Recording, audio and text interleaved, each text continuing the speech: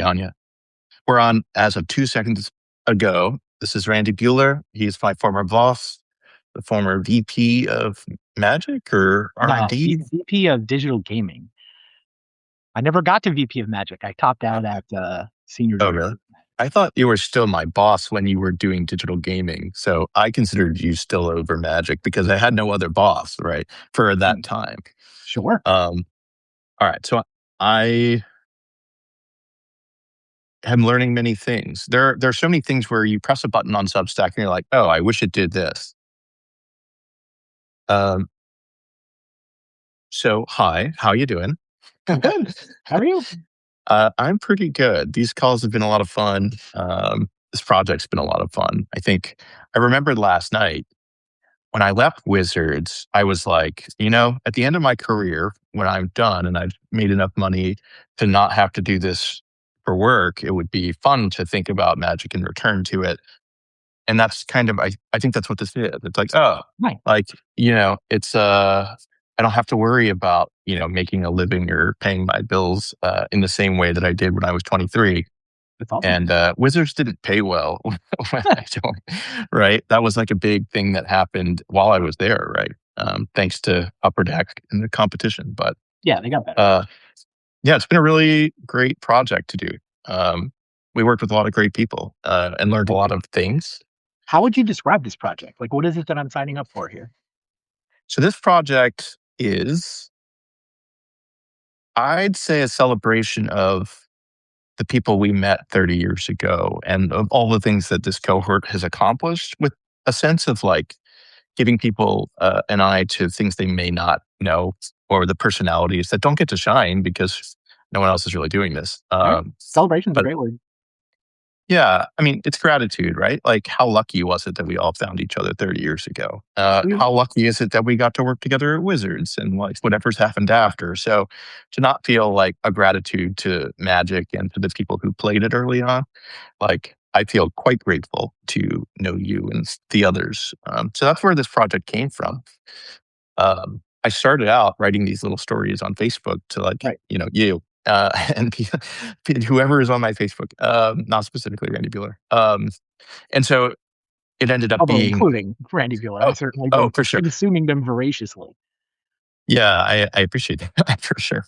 Yeah, it just, I'd write a story about someone and it would make their day. And I'm like, I quite like that. That's really nice. And so I was like, what else do I remember? And so I ended up writing a bunch of stories and I was like, hey, I've written 52 weeks of content for this weird Substack thing I'm doing. Can you just turn it into a book? And then I just studied that. And I'm like, yeah, you can do that. And so like after 6 weeks, I like had written a book, published it, and then got a bunch of feedback and iterated on it. So I treated it more like a startup. Everything I'm doing is much more startup-like than it would be big company-like. And so I just keep iterating and improving on what I'm trying to do every week. And I've learned a ton from doing this because you might be on Twitter and be on the internet. I am not, right? So like I have been like completely terrified of humans and robots for quite a long time. And I'm just like, oh, all right, I finally reached a point at 48 or whatever. I'm like, I can try it. So it's been fun though. What are you up to nowadays? Well, I was going to say, and then the videos are just an extension of that, or? It was really, so Mike Turian and I had lunch or dinner like 4 or 5 months ago. And I just started pressing buttons. I was like, hey, I want to check out Substack. Hey, I'd like to write a book someday. And I keep pressing buttons to see what they do. Yeah. And I'm like looking at Substack's functionality and it's like, all I've done is a bunch of newsletter stuff. And it has all this functionality to go live. So I'm like, hey, Nate Heiss and I are chatting in the background. It's like, do you just want to try this and see what happens? And then I start talking with other friends and it's like, this is actually a lot of fun. And Substack makes it really easy. All of our call will be condensed down sliced up into these different clips that you can share, which I have to figure out how to get the right mix so it doesn't pummel the people on Facebook because that's my actual network of people. But if you do it in the right way, it's really kind of wonderful. Like on Instagram, we had a post go to 825,000 views in like 3 days. And you're like, really? That's bizarre. Like, how does that happen? But it's been a great experimentation tool to understand how to get snippets of these stories or full forms of these stories elsewhere. And in some sense, it's like Alex Schwartzman's fault. Um, I blame Alex in a good Yeah. way, where he's like, I'm like, all right, I'm going to write this book, and just I can't imagine beyond 100 or 200 people who were near it. Like it has an audience, and he's like, no, you should hit four figures with this minimum. And I was like, oh, so you kind of have to do the work. Like you're like, how do I do that? And so it's partly tied to that, but it's also just been fun. You're like, hey, as long as you intentionally are trying to do no harm, I think with every step of the process, it feels pretty cool. And it has been really nice to reconnect with people. One thing that's it's funny you're interviewing me, but like another constant is like once you hit your late 40s and 50s, like men's networks are not strong anymore. The social bonds aren't very strong. It's like there are many books written about this and articles. And I don't feel that way, but I do feel like it's worth the effort to like really know other people and to connect. And so, yeah, I guess and to some extent, I'd rather be connected to all the great people I know than sit in the woods and do nothing about it. So, selfishly, I get a lot of benefit from talking to you and everyone else. Love it. I'm happy to be here. Been looking forward to this, honestly. Yeah, it has been. I think I'm pretty excited about this one. There's so much I don't know about my time at Wizards, and so I can finally ask Ah, those questions. Um, but I think one thing that's neat about us, well, there are a couple things that are neat about us, but we're both like people who were lead developers, and there's only been a few of those over the course of 30 plus years. I think it's you, me, Erik Lauer. Um, Aaron was briefly, I think, the lead developer, or Devin, one of those two. But there haven't been very many. Mike Elliott was for a time, maybe five or six. I mean, Mike Elliott before I got there, you mean? Yeah, does he count? He's really a designer, right? Right. I think he's pure designer. I agree. So yeah, I mean, there really haven't been very many of us. Like, we don't have like a Facebook group or anything for the five of us, but um, you really started it all, right? Like, you came through the player pipeline, and we'll talk about that at some point. But what was it like to get that started? Like, you came at a time that was a really interesting I mean, the one to explain. idea wasn't mine, right? I get there and you've got, I mean, Richard's obviously this brilliant guy, invents the whole genre. And one of the things I think that he did that was most smart is he knew that no one can call their own kids ugly. It's like no designer Oh can look yeah, at their own cards and say, yeah, that's a bad one. So he very much wanted, from the very beginning of Magic, he wanted to make sure there were two sets of eyes on any cards that went out. And I, so, go ahead. no, I just want us to like redesign what the Wizards interview is to make sure that whomever we're interviewing will call something ugly. But continue. I just love that idea. Keep going. Yeah, no, I think so too, and I think that that is one of the key insights that Magic was built on, honestly. And the words at the time were design and development. And I mean, the development was the wrong word for it. It got Yeah, actively confusing, especially as video games became a bigger deal, including to Wizards. Whatever they call it, final design now. But yeah, the idea initially, it's design and development. You and I were lead developers because that was just that role, that second set of eyes that was willing to come in. And at some level, there's a you know, get the numbers right piece of it, but it was always more than that. It was more, we'll make sure yeah. it's actually fun, right? Sometimes the designers just they get an idea in their heads and it doesn't resonate. And you need that second set of eyes to come in and say, yeah, this isn't really working. Can we replace this with something else? And yeah, I understand. I also am the guy who needs to get the numbers right and make sure standard doesn't have to ban a bunch of cards and all that good stuff. Yeah, I like architect builder, and I also think that like the job that we performed was a lot more like lead producer in video Sure. games, or executive producer, where we're really trying to tie together everything, because Magic now I think all sits together, but in our time, all of these different groups were like separate, brand and production and whatnot. So you were like the first, I think, orchestrator to try to tie all those things together in an office, right? Yeah, thanks. I That's how guess. I see it. I don't Yes. think that's crazy. I mean, certainly I think that I came in at a time where Wizards wasn't great at balance. I also came in at a time where, yeah, there were sort of disparate groups of people scattered around the company in charge of various different things. And I don't know. I've always gravitated toward leadership roles. I've always been the like, okay, I'm just going to charge ahead in this direction. And it's funny, Wizards used to do the like Myers-Briggs test to help you understand who you are. And I always tested as, I think it was ENTJ, which is basically cult leader. So Oh, I'm all like, right. come over here with me. We'll all thrive together. I can sort of articulate this vision for what's going to be awesome. And, enough people would sort of follow along that we were able to make some stuff awesome. I don't know. So yeah, I pretty quickly got to the point where I was leading sets and then sort of leading development. And I was the first person I think who had the title of lead developer. It hadn't really been a title. But I mean, the idea was there, but it was mostly the group was very design focused. And being very design focused got them in trouble. And they realized that, you know what, the people out on the Pro Tour just know the game way better than we do now. And so Wizards started to hire in some of the top pros. I was essentially the first wave of that. I mean, Henry Stern's really the first, but I Yeah. mean, it was a concentrated effort to hire. It was me. That same process got Mike Dene, and then I started bringing in a lot of people, yourself included. What's your color combination? Like, what do you perceive yourself? What's your casting class? Because I think I'll tell you why I ask in a minute. I think I'm blue black. Okay. Yeah. Okay. I think Could be I mean blue that black. might just be that those are the magic colors I gravitate toward, and so that's how I identify. I mean, it's funny. I mean, I probably have more white in me than black, but I, I yeah. it doesn't I feel put that you way there. just because when I'm playing Magic, like my best decks were black decks. I don't know. So it's difficult. Yeah. No. Maybe I'm blue white. I think most people are black, white, blue in R&D, or black, blue, or white, blue. I do think you had the best sense of organization of anyone. Yeah. Like there were no offense, everyone, but there were an awful lot of like cats to herd.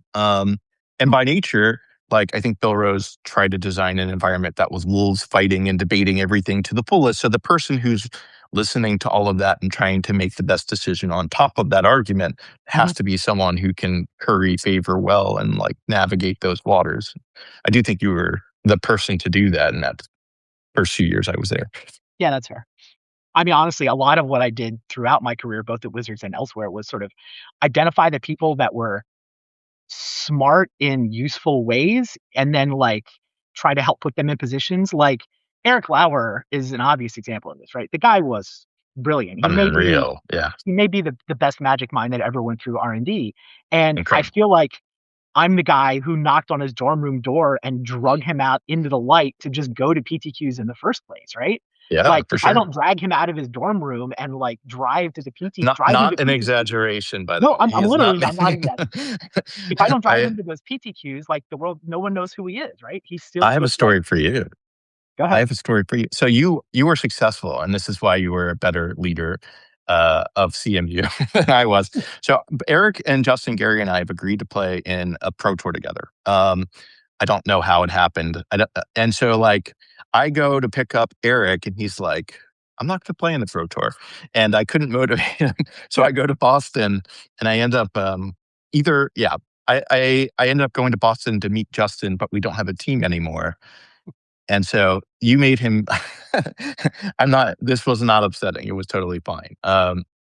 But it was funny. It's like you mattered a ton in bringing that first team together and helping them succeed. I might give you a ton of credit as being a great leader on the last call. Like, what do you attribute that to? Where does that come from? Is that just personality or? I mean, I've always been the organizational guy. I It's funny, before Magic, I played College Bowl, which is basically Team Jeopardy. Mhm. So, like, I grew up, I Oh loved yeah, sports, but I was never particularly good at sports. But once I found ways to sort of use my brain to compete at things, I was totally in.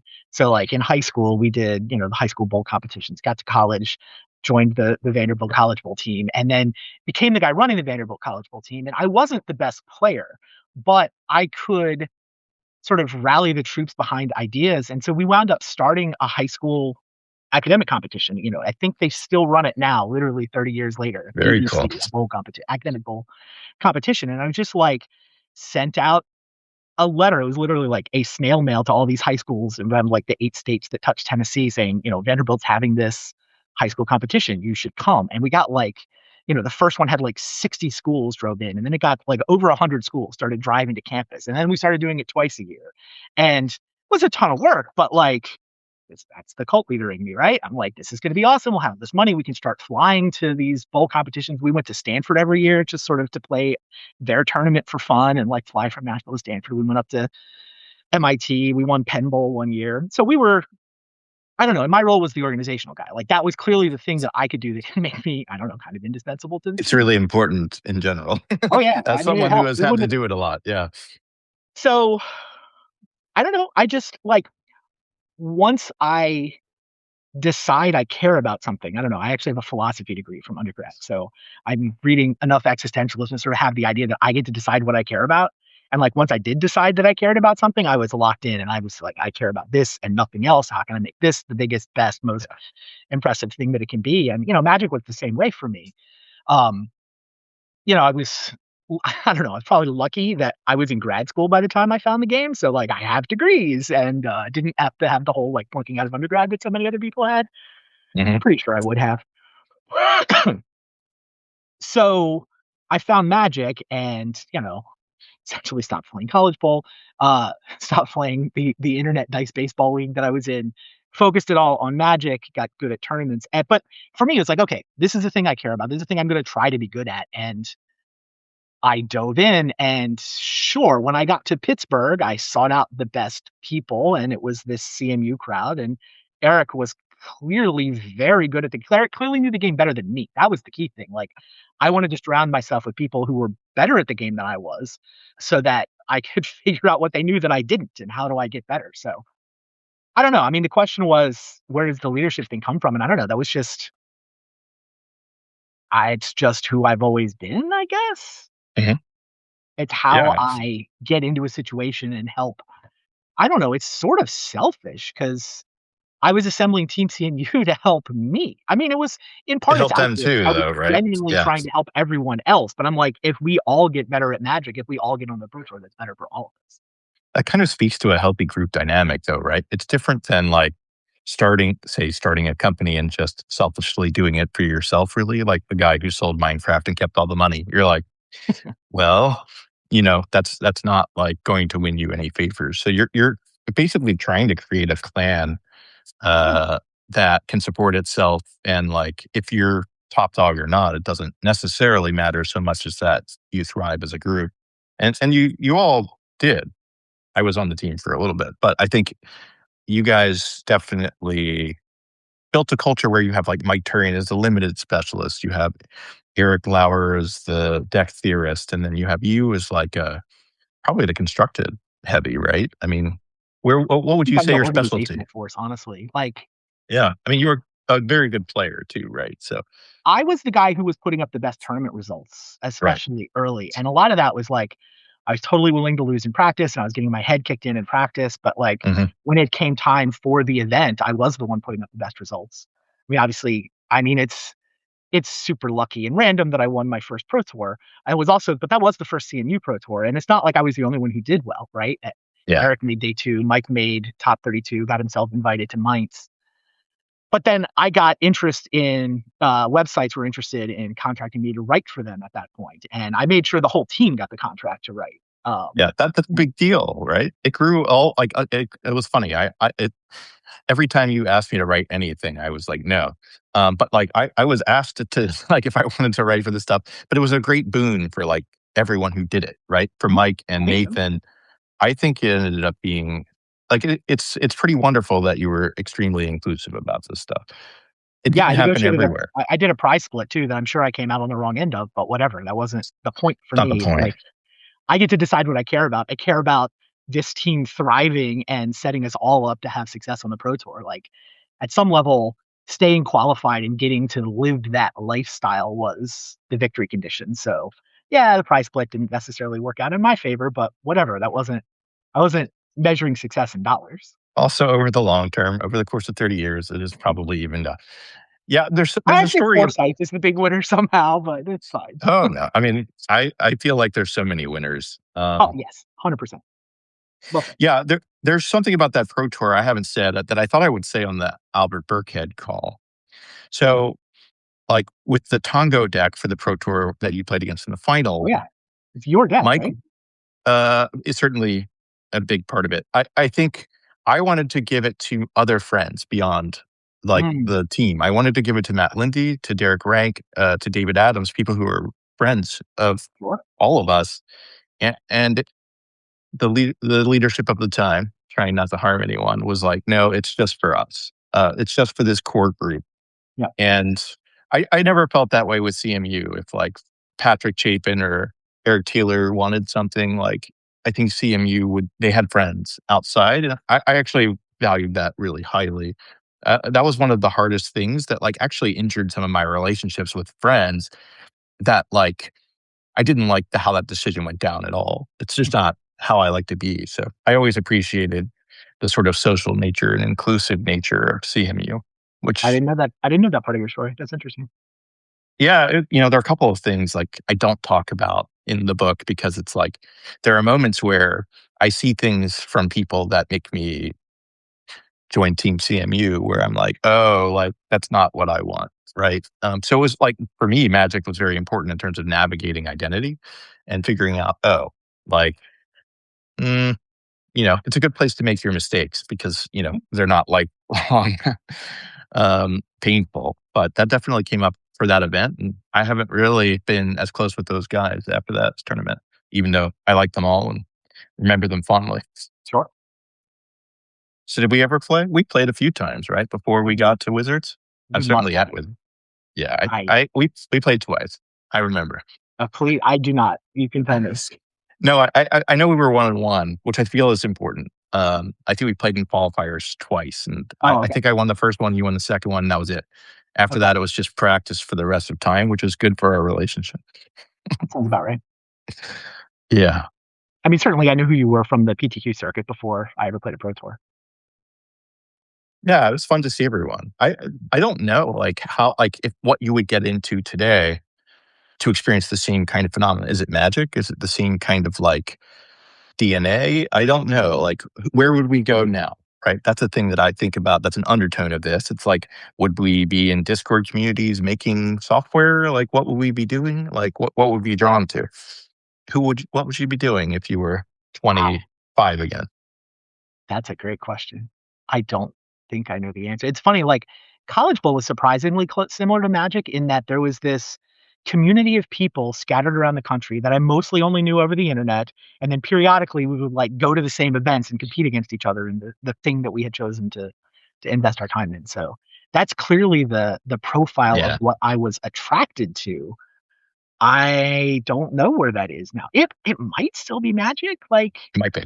the Pro Tour is no longer central to what Magic is in the way that it was even 10 years ago, but that piece is still there, right? Mhm. I mean, it Intellectually seems like it would curious. surely be some online game with a competitive piece. Now, I don't know that there's one better than Magic. Magic's a hell of a game. It just is a great Yeah. game. For me, so like, I will talk to this person later, in a future podcast. But there are people I know who just would love to be able to do everything themselves. And the AI boom has been like, finally, I don't have to deal with people. And and I'm kind of on the other side. Like, I quite love working with people. And Mhm. while like I can sit in front of a computer for 12 hours a day, grinding away, with tools, like I'm not working with people and trying to help them succeed and become better, I tend to be pretty, I get sad. Like, if you're like, hey, let's do a bunch of data science work for like 6 months, that's about the extent of which I can do it before, I miss humans. So the human camaraderie component's really important to me. Yeah, I could see me going down a sports gambling rabbit hole at some point. I Yeah, that, definitely I have avoided that because I enjoy being a fan of sports. yeah. But like if I was, 16, 24, I don't know that I would have that perspective. The whole department was betting when Steve was around, right? He was like he would drop like an egg every couple of days that would have like a tidbit that was valuable in it by accident, just because he was like having fun, and we were I mean, all like, I'd still think it's insane the way the sports gambling world for a while just was all Magic players on both sides. yeah, Like sports gambling at the highest level it existed on the planet was like Finkel versus Z. Like That's insane, right? It's pretty awesome. Like that's a story you would wish gets told at some point Yeah. to the extent that they're comfortable with. It's like it's just such a cool output of what like getting a good smart group of people together towards these different end. I don't know. It's Right. I just mean, pretty well, it turns out Magic did an amazing job at training people to make intelligent decisions with incomplete information. Under pressure, under time pressure, under financial pressure, make the best decision you can with this limited amount of information. That's the thing Magic does. It's why so many Magic players do well in poker as well, or Wall Street for that matter. Like it's all the same skill set, right? I think that's true. It's I'll tell this story and I apologize to the person who it's about, but I'm going to tell it anyway. So Justin Gary and I have been friends for a long time. He made the game Ascension. And so there are, people I know from the community here in California that grew up playing our games, right? Grew up playing the games that we worked on and et cetera. And like a lot of those people are the most successful people, this person is in that bucket. And you're like, okay, like we made some really cool stuff that like we underestimated the impact of, right? Not that like it was necessarily us who drove that impact, but it is really cool to think a lot of the really smart people that like exist in the world have like entertained things that we worked on, right? Anyway, I proposed the notion that this fellow said that he was one of the best Ascension players of all time, and I was like, well, I know someone who might be good at that game, and so I tried to set up a match between them, but only Justin Gary has presently opted in. That's that's all I'm saying there. And to be fair, like that they would be incredible to like. I would love to see that match happen.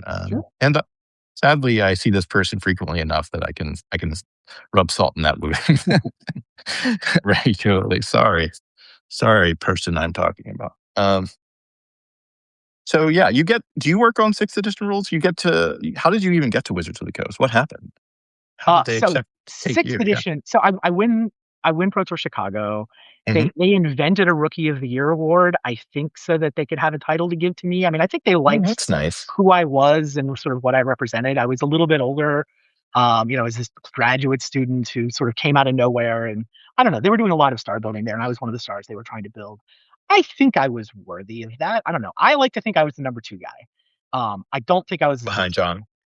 I think there was a Yeah. point in my rookie year where I thought I was maybe the best, probably the best. Like I was leading the Player of the Year award.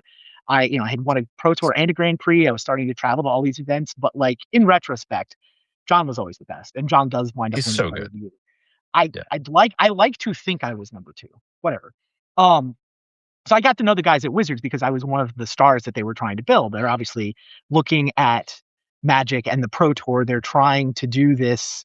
It's an entertainment product. People should watch the Pro Tour. A little more of a wrestling bent to it than I might have liked as a player, but whatever. I'm one of the stars that they're building. I got to know them for that. So sixth edition, they actually contracted me to write a book about sixth edition. So Yeah, I while remember I'm that. playing on the Pro Tour, I wrote like I don't know, the classic guide to sixth edition or some such. And so they actually made me stop playing competitively. There was like I knew ahead of time about the sixth edition rules that were going to come in because they told me that I knew what the set was. And I wrote this, I've still got 10 copies of it in my basement. It's just a relatively thin little book. I think it's the only book I've actually had formally published. So I did that for them. Um, that was before I had applied for any kind of job. I don't know. What would really happen is I would go to the Pro Tour, like I did the Team CMU thing. We started to get a picture of that, right? And so we were always trying to break the format. And Mhm. the thing that I don't know, I think that there's the biggest split in like, I'm doing a bit of a segue here, but I'll get to your answer, I promise. Yeah, that's fine.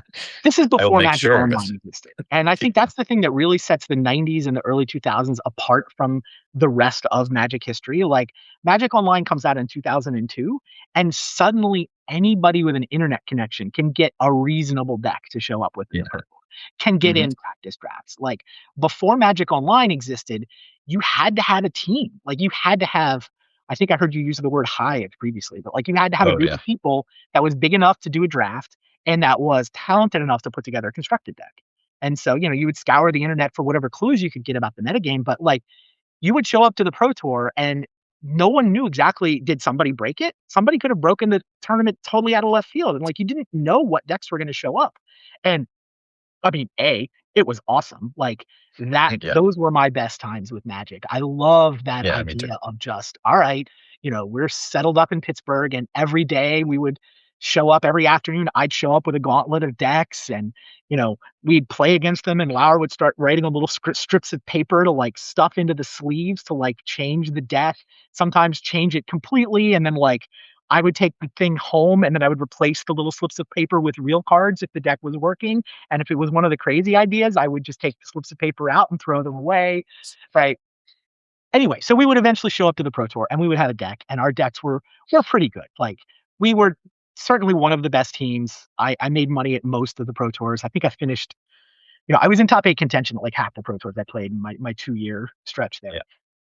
So whenever I got eliminated, Mark Rosewater would wander over to chat me up. Like, Mark Rosewater was the representative from R&D who was going to all of the Pro Tours, and he's a very Yeah. design-minded guy. And Mhm. even at the time he was, but like, he recognized that the Pro Tour was people trying to break the cards, and he would take information back to R&D and sort of report on what the pros were doing with the cards. And so Mark would chat me up. He would wait until I was eliminated from the tournament. I mean, he's very careful to like, didn't want to interfere, and they were, I don't know, I think that they wanted to make sure there was no appearance of impropriety and whatever. He would usually wait until I was eliminated, and then he'd like take me out to dinner Saturday night. Eventually, he started asking me to do commentary on the Sunday top eights, because at that Mhm. point in time, they were doing broadcasts of the top 8 only. So Sunday top 8 would be broadcast, and it would be broadcast by whatever commentators Mark could put together out of eliminated people. So that eventually became me. And I feel like it's that relationship with Mark that probably got me the best in. Like, eventually Mark tells me, hey, we're going to post this job. I think you should apply for it. And I applied for it and eventually got it. So, I mean, that's the short version of the story. But it was very much like, I got to know the people at Wizards, and Mark in particular, from, being one of the better players on the Pro Tour and being the one who, they were asking about. I actually remember, like, in extended, like, Pro Tour I win was this extended format. That's, I mean, I guess modern's the closest modern equivalent. Extended, I want this North American championship that like Andon had put together, like when Jeff Yeah. May I was remember not that. yet and was putting tournaments together. And I remember a phone call with Mark. I'm just like, look, this land tax scroll rack Mox Diamond engine is absurd. And I think I single-handedly got land tax banned in extended, um, which lingered for a long time. Yeah. I don't know. Not I don't like fun. the memory jar deck that we took to Vienna is probably Yeah. the best version of this story, right? Where we cook up a deck. I don't even remember. Did you give me the idea initially? I know you were around, and maybe there were like 2 different people who had versions of it, but like, Yeah.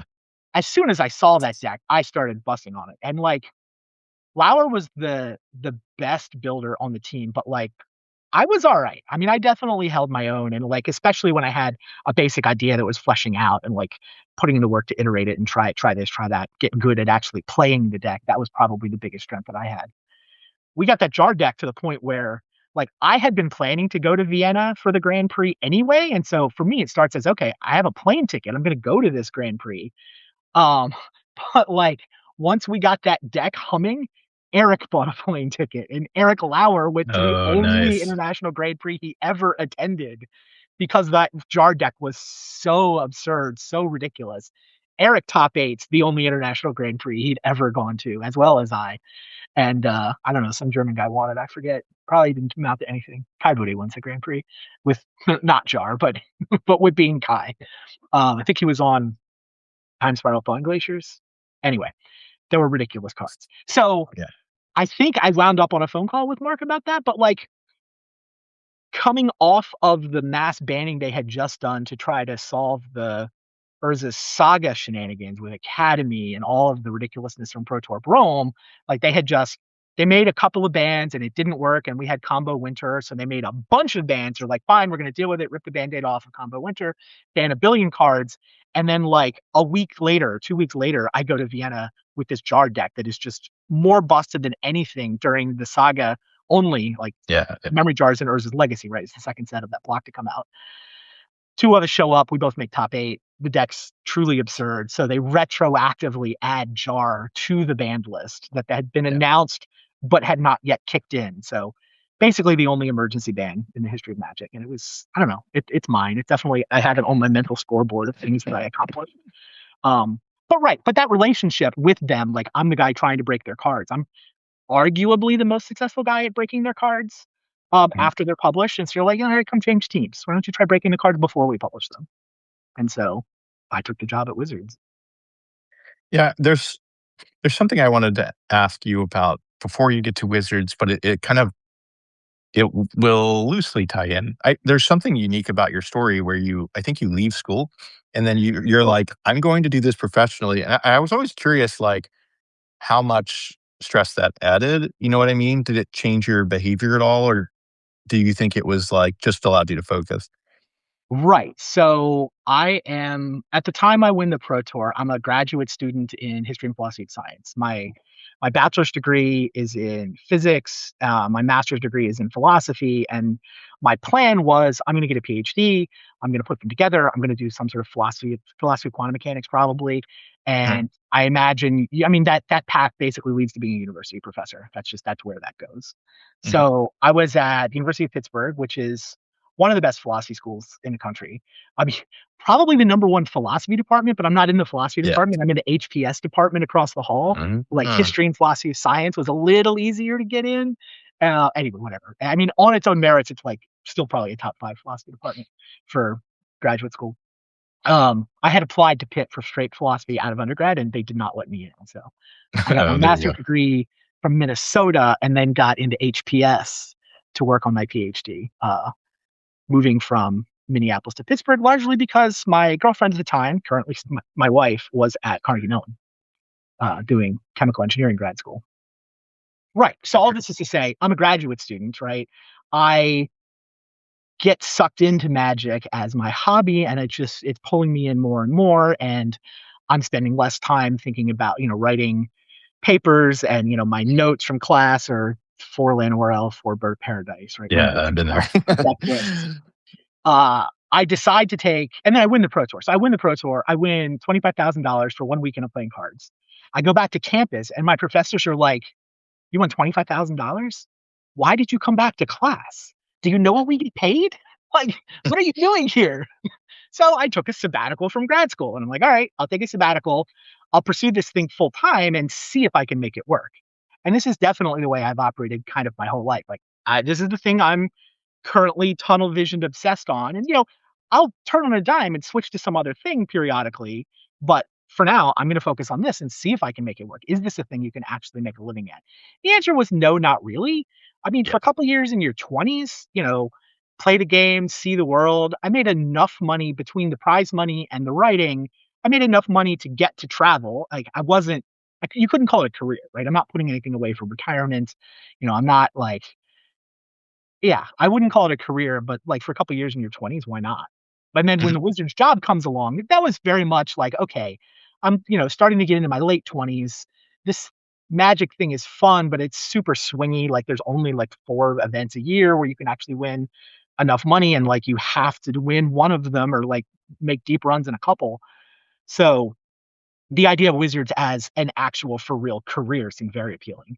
Now, after I get to Wizards, I immediately learned that they've got plans for this pro players club thing that functionally doubled or tripled the amount of money their pros could make. So I don't know. Maybe I wouldn't have left after 2 years if we'd been making 2 or 3x what I was making. But yeah, that's the overview. Your question was, did it apply pressure that I was in grad school? I don't know. I mean, at some level, this was the thing I decided I was going to try to see if I could make work, and it was fun. It was awesome. I have no regrets. I guess technically I'm still on sabbatical, right? I can go back to grad school. Yeah. I think yeah, your 7 years of course credits may no I longer think my apply. credits have probably expired. I remember other people that didn't succeed in it. So, like, Warren Marsh, you would see at events and, like, he's like, "I've taken the year off and I'm gonna try to make this work." Yeah. And, like, I think it got more and more serious as it didn't work, right?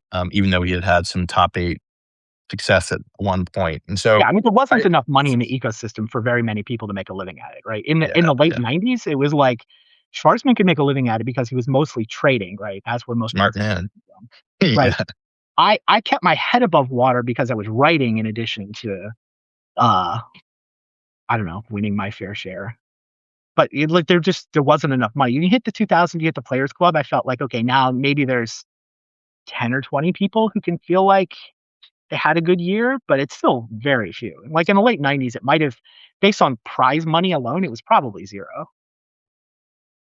I kind of want to look up on Goodreads what your rating is for your sixth edition rules book, but I'm Oh also God. not going to do it. I'm not totally joking. I'm not doing this. But you get to Wizards during Invasion block. Is that right? Yeah, Invasion's my first set. Invasion has crossed over from design to what we called at the time development, what they would call final design. Yeah, but I got there early on in Invasion development, and I felt like I was able to hit the ground running. Like my opinion was respected pretty immediately. Like I Yeah. came into a lot of credibility in terms of power level conversations. And I don't know, it's funny. Like I was in grad school for philosophy because the thing I really enjoy is arguing with smart people. Like at the Yeah. end of the day, that's the thing I love to do is I love to argue with smart people. And that's what you do in grad school in philosophy. That's what you do on a magic team. And that's Mm. absolutely what you did in R&D. It's a bunch of Yeah. smart people arguing with each other about things. And so I was comfortable in that environment. I guess I was, effective enough in the arguing, especially on power level stuff. So yeah, I felt like I was able to have a pretty big impact on Invasion. And then essentially I was on the development team for every single Magic set for 4 years, 5 years, like Yeah. certainly through to Mirrodin. Yeah. I take over at Kamigawa, and Yeah. that sounds right. Like you, I'm kind of curious, like looking back at each of the blocks that you worked on, if there was like one thing that you really like about each, and then one thing you would change in retrospect. Like, it's a bigger question, so take the easier part first. But I won't let you lead. No, I'm just kidding. Well, I want to give the sideways answer first because I knew you were going to ask me what my Excellent. favorite sets were. I'm I going to know. answer that question first, just so I get Yeah, this so like out of my head. Invasion is often my answer for it's my favorite set, awesome. It's just so because good. I think it turned out great. I think that was an awesome, awesome set. I think that like my legacy from R&D, part of it is at least the fact that like in the 90s, there was always this fear that Magic's a fad, right? Mhm. Magic is awesome while it's here. And this is part of the reason I didn't hesitate like taking a sabbatical from grad school. I don't know how long Magic's going to be around. It's not like I can finish grad school. Maybe the Pro Tour might not be there by the time I finish grad school, right? It was time to pick a thesis topic and lock myself in the library for 2, 3 years. So I didn't know how long Magic was going to be around. I'm like, I'll do this now while it's here. But I think that in the 2000s, Magic really transitions from maybe this is a fad into this. No, this is an evergreen brand. In fact, Yeah. this game's going to be around for decades, not years.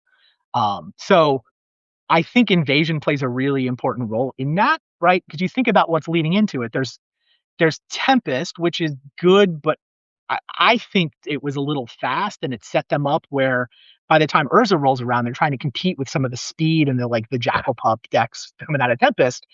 And they're also trying to tap into this combo nostalgia. And like they messed up from a power level point of view. Like Urza Saga, the whole block is just littered with all of these broken cards. They don't understand power It's a level. beauable mess up, though. I mean, I There's so enjoyed many, the like, hell out of it. beloved cards from that time, right? There's a But bunch of yeah. great cards. The power level is all messed up. It got Mhm. me my job, like changed my life. It's hard to think badly about it. But like what happens next is they hit the next block is Mercadian Masks. And it's crystal clear from I the don't like outside this. that Mercadian Masks, they were like, do not mess this up. We need to go hire some pros who can help us with power level. But meanwhile, there's this in between set, and we need you guys to not Yeah. break it again. And so Mask is just bad. I hate it. I apologize to Mike Elliott. I didn't know that Mike Elliott had worked on Mass, so he was the lead for it, but he was in a tough spot. So, like, when I'm talking to him, I'm like, "Man," he's, like, working on all this stuff, and then Mask shows up, and I'm like, "I don't like the fiction. I don't like" there's, like, 0 I liked about it. Yeah, Yeah, but no, it's that not his no, fault. It's not your fault. well, I mean, they It's not. they clearly took the power level knob and they just way turned it down. They wanted to make sure they didn't mess up while they tried to get some reinforcements in. And Yeah. so, I don't know, everybody's the hero of their own story, but I think I was the reinforcements. Yeah, And yeah. Invasion, I think, was significantly better power level, especially the big creatures. Like the biggest drum I was banging when I got there is that their big creatures just were not good enough. They thought Sarah Angel was too good to reprint. Like Sarah Angel is unplayably bad.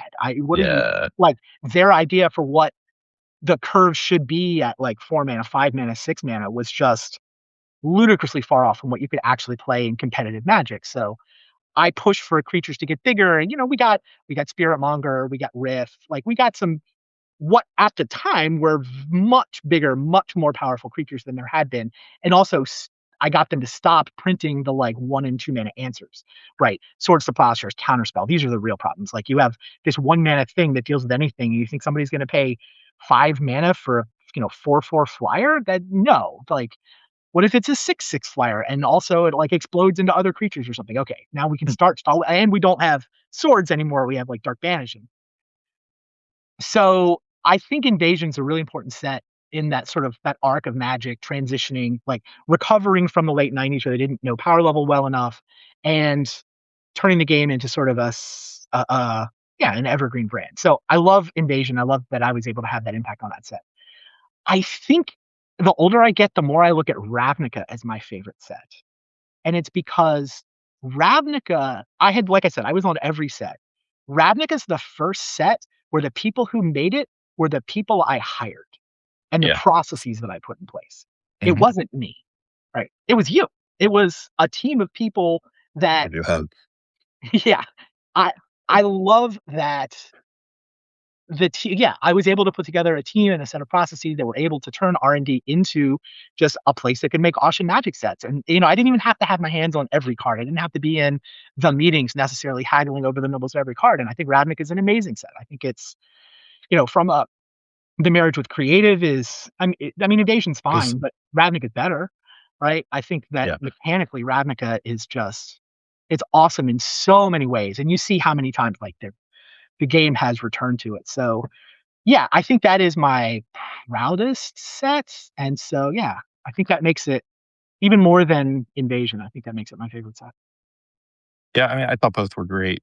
When I actually I had interviewed at Wizards and I knew I was going to Wizards. I was at a pre-release for Invasion, and I was just very happy. I was like, "Oh, I get to go to Wizards when this is the thing they're working on." Great, because I loved it. It was just kind of perfect for me, and that was a time where like Magic hadn't had that like simple fun in a while because Urza's and Tempest were quite complex. It really struck a chord. Ravnica was really neat. It just felt like everyone was on the same team and rowing together in a way that like didn't happen that often, right? That's really hard to manufacture Yeah. in any professional scenario, right? It's a lot of work to get everyone steering in the same direction and happy. And the more I talk with folks, the more strong these personalities are that like pull, into different directions. So yeah, that one was pretty special. I feel like I think one question I asked Matt Place was like, what like principles of making Ravnica would you like codify or try to help with like the success of future sets? Like, it's a question for you. Hmm. Uh, like if you're like, what do you take from that design and development process that allows you to get to a place that like you could potentially, I don't know if replicates the right way to think about it, but like improve in perpetuity how you make sets, right? Because it didn't happen with Time Spiral exactly. We were really tired, I think, but it is a good question, like in retrospect. I mean, I guess I think that I enjoy the R&D culture of being able to argue. Like, I was the point where we had gotten collectively good enough at power level and, had gotten collectively good enough at design as well. I mean, it used to be that the designers were just better than the developers in some whatever, I don't know what scale I'm on, but you know what I mean. Hmm. And the designers were also learning what works and what didn't work. And Mark thinking to split the guilds up 4-3-3 was pretty innovative. That's cool. And so you've got like a strong design vision with some hits. I mean, sometimes you get lucky and stuff just works out well. Sometimes you have talented people. And it was like this nice marriage of luck and talent. The talent is the piece you can work on. So like I think we had done a good job of putting a team together where there were people who cared about the game, cared about cared about the product. Like it wasn't Mhm. like, I don't know. We weren't obsessed with how do we squeeze every possible dollar out of this. It was more like how do we make the game as good as we can, how do we make the gameplay as good as we can possibly make the gameplay? How do we make the flavor as resonant as we can possibly make the flavor? Yeah, I feel like it was interesting. I was talking to Tom Freed, who I'll talk to in a couple of weeks. Whoa. Um, and he was like trying to piece together his story of like the different pockets of who owned Magic at what time. I feel like my pocket is like we got tournament play and the like limited and constructed formats to be incredibly good in my time.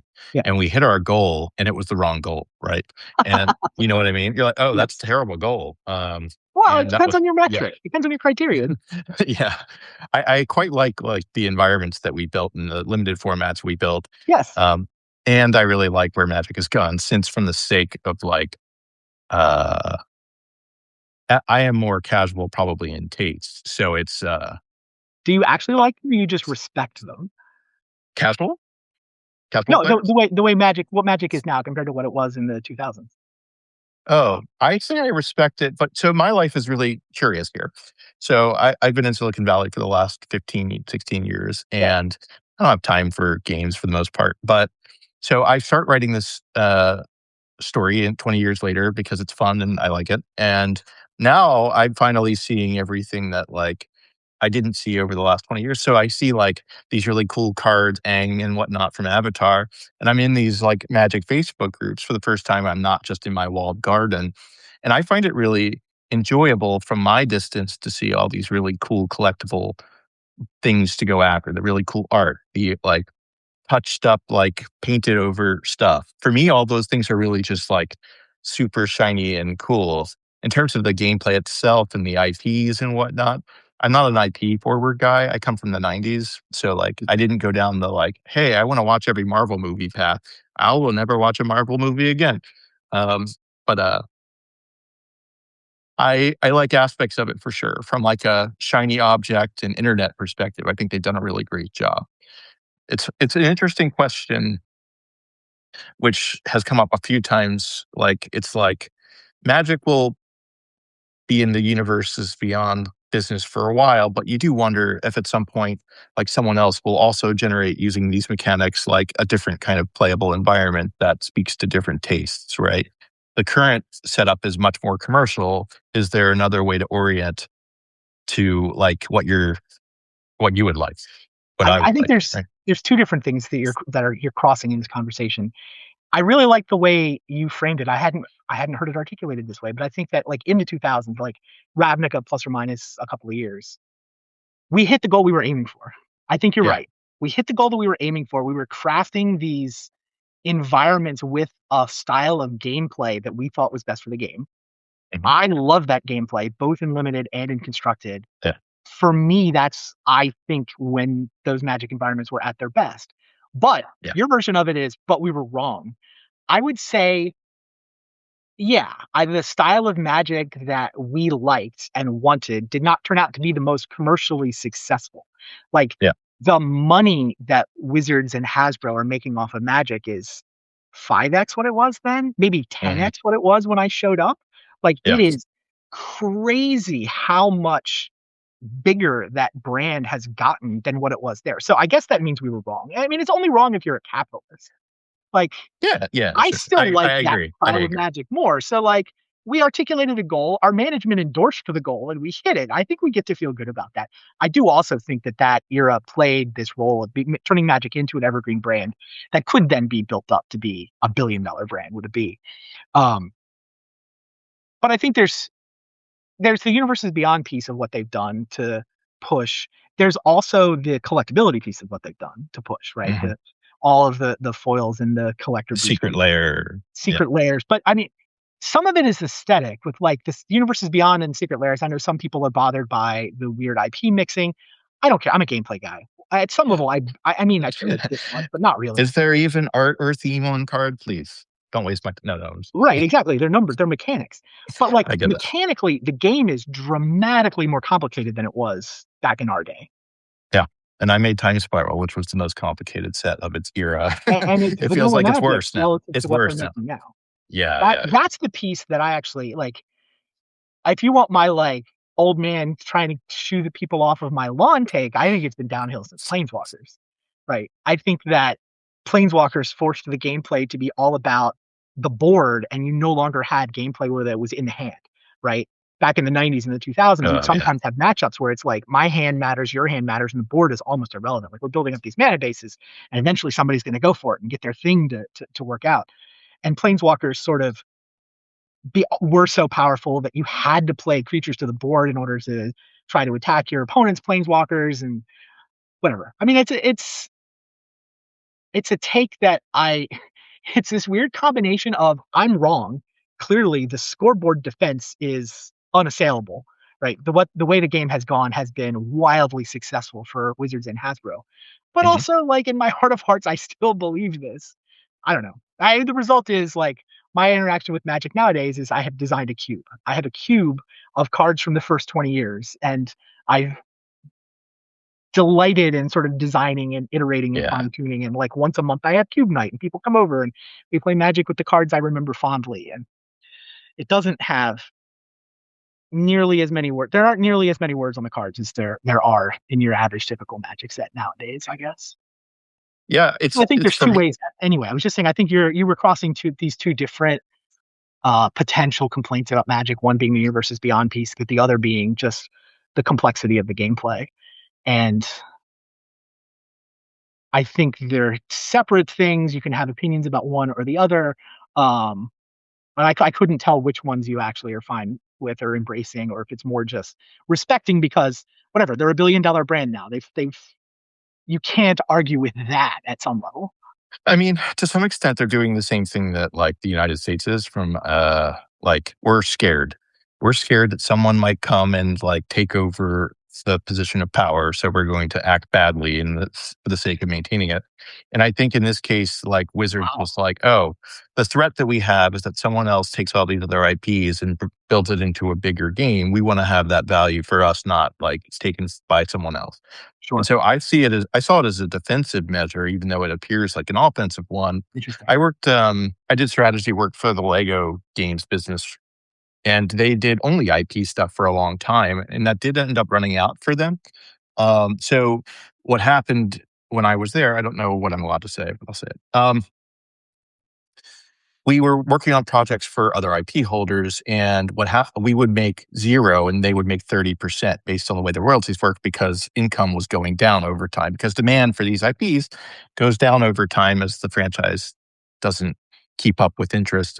Maybe it's the Lego games and Magic's more interesting, so that difference makes sense. But it turned out for Warner, if they used their own IPs, they got to keep 30%. And so you're in this funny spot where over time, I would suspect that this will decay and then they'll be in a hard spot. I do think Yeah. you have to give Magic credit for one other piece of the Universe is Beyond, which is Mhm. it's actually their current best swing at acquiring new players. Right. It's cool. You look at something like the Spider-Man set, and like the old school Magic players seem to mostly hate the Spider-Man set, but it's selling like hotcakes at Walmart and Target, and like people who don't know Magic but like Spider-Man are actually buying in, and so like their sales are doing okay, and it's very much non-Magic players who are buying some of these sets, and so. Do they convert into Magic players? I mean, not certainly not all of them, and maybe it takes I a mean, couple of hits before. Pokemon players don't become Pokemon players, right? A lot I of people mean, just collect. yeah, I mean, some of those people do become Magic players though, and like acquisition has always been hard for Magic, right? The barrier to entry is so high from a gameplay point of view that like, okay, Arena was their big push for a while, and I think Universes Beyond is a so I do think that their strategy has some coherence there, where Mhm. does that mean you want a majority of your sets to be Universes Beyond? I don't know. I mean, some of that is also they're clearly chasing revenue. I Yeah. mean, Hasbro seems like they're in a funny spot generally, right? It is insane how much of Hasbro's business is actually just Magic at this point. It's crazy. Yeah. Yeah, I mean, that's something that has never been discussed in my life. It's like, what impact did Hasbro have on Magic? And like, was it the right acquirer? Like, because they were a really bizarre company, right? We couldn't hire digital talent at like market rate. And so that was something that was really challenging. If we're starting digital initiatives, can we even hire the people we want to? How much autonomy do we have? They market in a very defensive way generally, and they didn't understand Magic. You were probably close. You were closer to it than I was, but I don't know how close you got. So I think at the time, I mean, I went to a Hasbro board meeting. So I mean, I got fairly high up when I was Yeah. doing the digital thing. Um, I think at the time Magic wanted to sell itself. Clearly, there were people they needed a liquidity event, and Hasbro was as good as anybody. So, at Yeah. some level, they managed to Like the initial people who had Wizards as a private company managed to cash out, and they did it with a company that mostly left them alone. Like I think if you look at the early years of the buyout, Hasbro left Wizards mostly alone. And I mean, kind of still does, right? The fact that Wizards operates as this standalone subsidiary in Renton, what are we, 20, are we 30 years later at this point? Hmm. Um, Kind of crazy. And I 25, I guess. That was, I think you'd have to feel pretty good. Like if you go back to Peter Atkinson and those guys who are like exiting, the fact that they have this standalone company that's still like known as the thing that makes Magic and D&D for That's that matter. awesome. Like I think as liquidity events go, that's a pretty good one. I Yeah. will also say that Wizards pre Hasbro hemorrhaged money. Like they were not good at managing their finances. And in particular, I guess I don't have firsthand knowledge, but like I've secondhand knowledge, I guess, of how bad they were at international distribution. I think the thing that Hasbro cleaned up almost instantly was international distribution. Yeah. And I mean, some of that was okay. They had WotC Europe and WotC Japan, and they had these separate offices, but it's essentially Hasbro knew how to distribute toys all across the planet. And so getting some of that expertise applied to Magic, I think helped a ton because like this random like garage founded company in Renton trying to, sell cards in Australia or Kuala Lumpur is just and they weren't good at it and they were I think spending a lot of money to try to get good at it and make those relationships. But I think Hasbro probably is underrated as I an event. agree. That's I where agree. You I can't, think they're like, underrated. when we get to Wizards, there's this countercultural bias. There's also like some unethical things happening in like the supply chain aspect of things. Like there are definitely like it wasn't a professional, well-run machine. It was like these really fun kind of like out there humans Sure. running a business, and like that ended up being really beneficial until it wasn't, right? And so, like as an operator, like Hasbro is very good. They're very good at like understanding cost management, et cetera. Yeah, I mean, the way I used to describe the relationship is that Hasbro would show up with suitcases every year. As long as Wizards kept piling money into the suitcases, Hasbro was like, "You're good. Keep doing Yeah, what you're doing," and that's basically still true.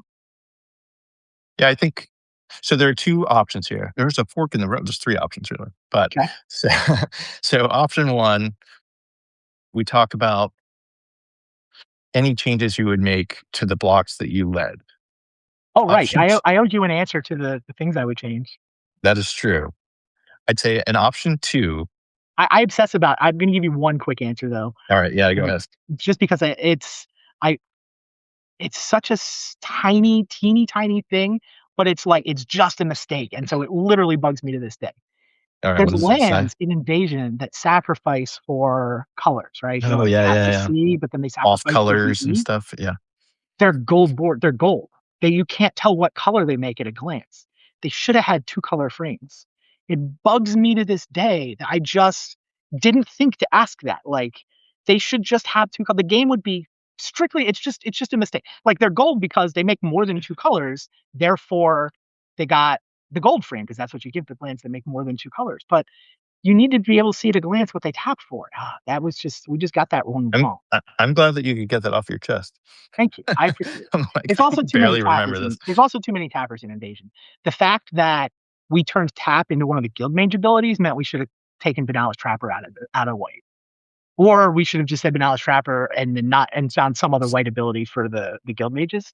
Or guild is that what they were called? Guild mages? You know what I mean. The one mana Yeah, guy. yeah, yeah. There's too many tap effects. Okay, that's what I would change about Invasion. Those were the little tiny things that they're just wrong.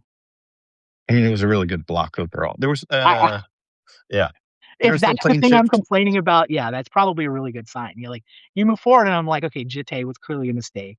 Yeah, I think Jitte was literally like a that was so typo. annoying. That was It's so just annoying. and Skull Clamp, but whatever. I'm not. Don't like. Yeah, soaking the bear. Soaking. No, no, Maybe no. that's the You're wrong fine. fork then. What are the other forks? No, no, those are good forks. Those are the first card. When I was talking to Barkley, the card I would change first was Skull Clamp for sure. Like that was Yeah, just like, what are you doing? yeah, Those two cards in particular, like, what were you doing? That's not how this process should work at all. yep. One thing that happens at Wizards that is interesting about the aughts when we were there. is that there's this push and pull towards new products versus Magic. And like, this is something that, as someone who's been building businesses for the last 15 years, you're like, how do I invest? Or are there heuristics that allow you to invest in the right level of like new project? Or how did Wizards make decisions on which projects to try back then? And how do you feel you've learned from that moving forward, right? Like Magic got really hard for me to make when like we're starting to do all this other stuff. And I'm like, man, we have dual masters, we have digital, and we're pulling even more resources away from Magic. How do you think about building like the right machine to allow you to scale upwards, right? It's not wrong to try to do more, but it is like right to do what you need to do well. Like, how do you I mean, think I'm an about it? interesting guy to ask this question to. I mean, the way my Wizards career plays out is that I essentially rose as far as I could within the Magic hierarchy, right? I get to senior developer as Magic. Bill Rose is my boss. Bill Rose as a VP is the VP. If I'm gonna wait to move up any, I basically have to outwait Bill. Bill retired last year. Yeah, yeah. Oh, I guess it's Bill's real. 2026 now. Bill retired 2 years ago. Like he just left in the grand scheme of things. Like, what is that? 20 years after I You hit, you could have waited, Randy. I could have waited 20 years. Yeah. So I wound up as pitching expansion into digital games and I did get to the VP level by get VP of digital gaming, which I don't know. I always heard Brady Donovan had this quote. Maybe wasn't Brady initially, that when you work in a treehouse, you really got to stay close to the trunk. Oh And yeah. I did not. I wandered out onto a branch. The housing market collapses, the economy collapses. They cut off our branch of the tree.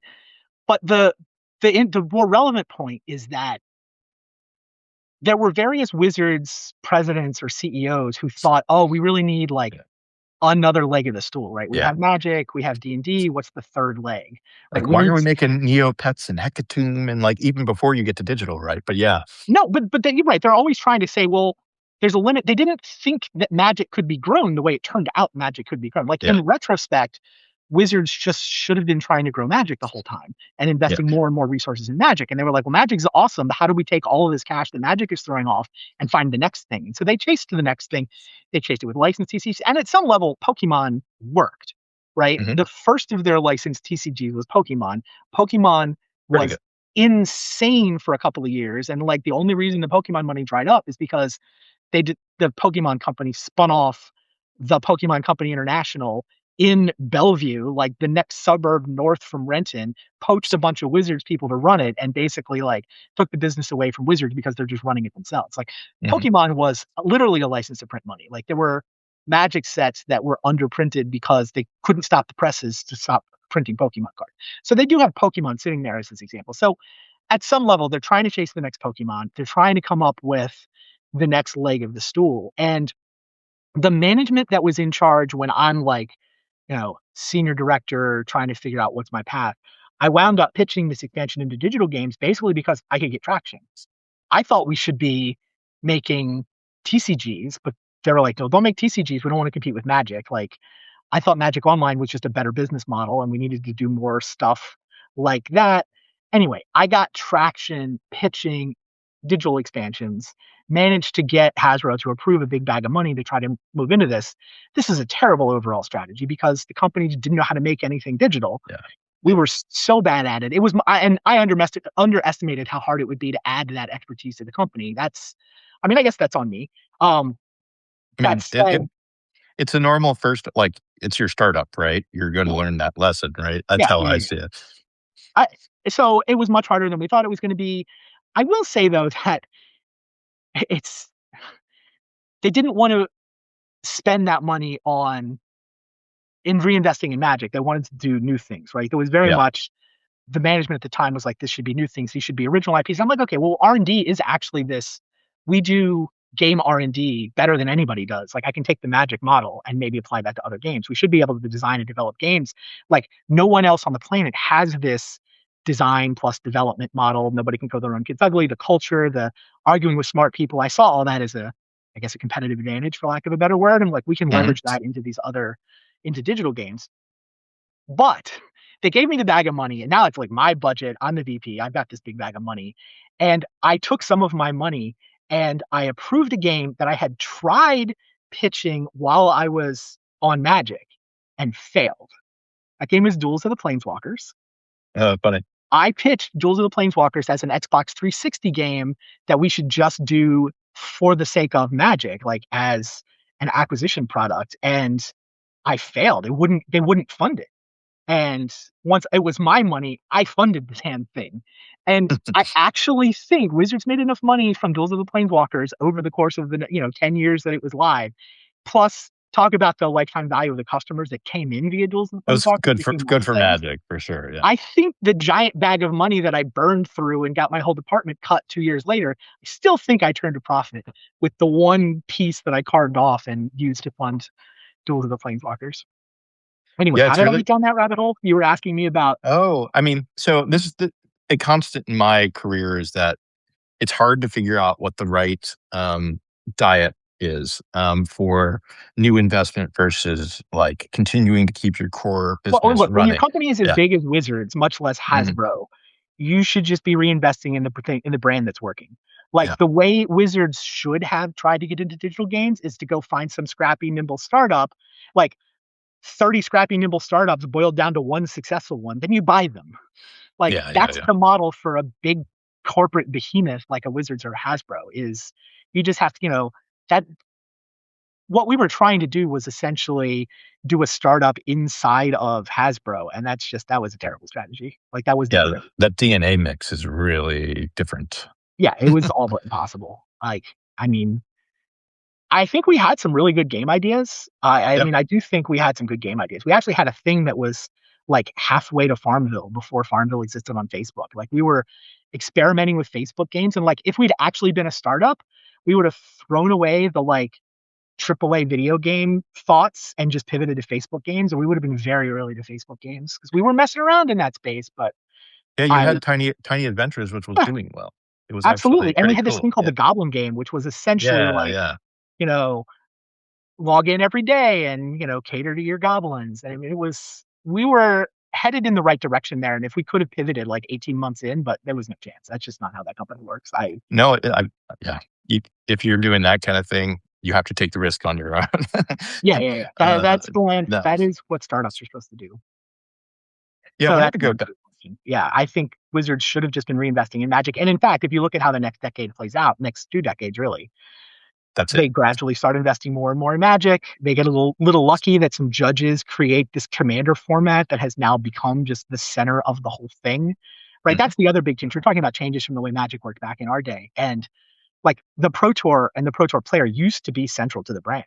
Right? It was very much okay, we cared a lot about the Pro Tour formats. We cared about a lot about the Pro Tour players. We imagined that other people were aspiring to be like John, and the Pro Tour players are just no longer central to what Magic is about. I mean, that's a fundamental change that's happened really over the last 10 years. I mean, I guess they gave one last shot when they did the arena push and they sort of tried to hire pros as streamers and really pushed to make arena work. But I mean, certainly since the pandemic, the Pro Tour, it's funny, they got forced to run the experiment of what if the Pro Tour isn't central? Mhm. They didn't choose to run that experiment. The pandemic forced them to run that experiment. And I was like, oh, Not yeah, so bad. no, I mean, it's all great. I'm happy they got to the place where, like, okay, we should still have a Pro Tour. There is clearly a large chunk of the audience that cares about this way of engaging with our brand, and we should have a thing that caters to them, but it's not the center of what the game is about anymore. Yeah. That I feel for sure. Yeah. I have a question that Turian and I couldn't answer that you probably will. And I think it's a really neat topic, even though most people won't know what we're talking about. But so there was an event we had at the O that we called Pro Tour Pittsburgh. And we can't remember who won that tournament, but it was a tournament where like you have the New Yorkers and John Finkel, Yeah. you have David Falkman and the New Jersey people, you have Dick Gary Wise and Patrick Chapin coming in. Like, how did that come together? And I mean, who won is later, but yeah. that's me and my force of personality, I guess. Yeah, Like no, I mean, it that was might so be literally cool. the peak of me as the Team CMU organizational force. It was Now that so I think cool. about it, like it was 32 of the best Pro Tour players on the planet. I guess it was only American, but like the American tour is Yeah. the players. And Gary Wise. Yeah, sure, North American. So yeah, I basically said we're gonna do this thing and convinced all of these people to come to Pittsburgh, and we did the thing, and it was awesome. I do not remember who won. I mean, Honestly, my biggest memory of that is that Dell walks in. My wife got in a car wreck that afternoon. So No. like the entire second half of that event is just banished from my mind because my wife walks in kind of really upset about this car wreck that she had been in. And so I don't even know if I was there at the end of it because I obviously went to help her deal with that. But yeah, that's the like I remember it being awesome. And then I remember Yeah. Dell walking in, and I don't remember anything else about how it I ended. don't. Well, that's not what I expected, Randy, but I'm Sorry. glad I'm glad Dell is okay now. Yeah, yeah. I mean, it turns out everybody was fine. It was just damage to cars. But Well, then she was pretty upset about it. I wonder who would know. I have no like Turian didn't know, you don't know, I don't know. Nate might know. Maybe Did you ask Nate? You didn't ask Nate. I can ask Nate. I can ask Nate. I I remember a we bunch. did well, right? CMU did really well. We had a Yeah, lot of the top 8 spots, that's what I remember but too. we didn't do well in the Pro Tour, which has nothing to do with Pro Tour Pittsburgh. Pro Tour Yeah, Pittsburgh we were really one was card. the This is PT Rye, right? This is the or New is York, yeah. it we were one card off. I miss Lingering Mirage. Oh, Like yeah. literally, that's probably the one card I'm my biggest miss of my entire career.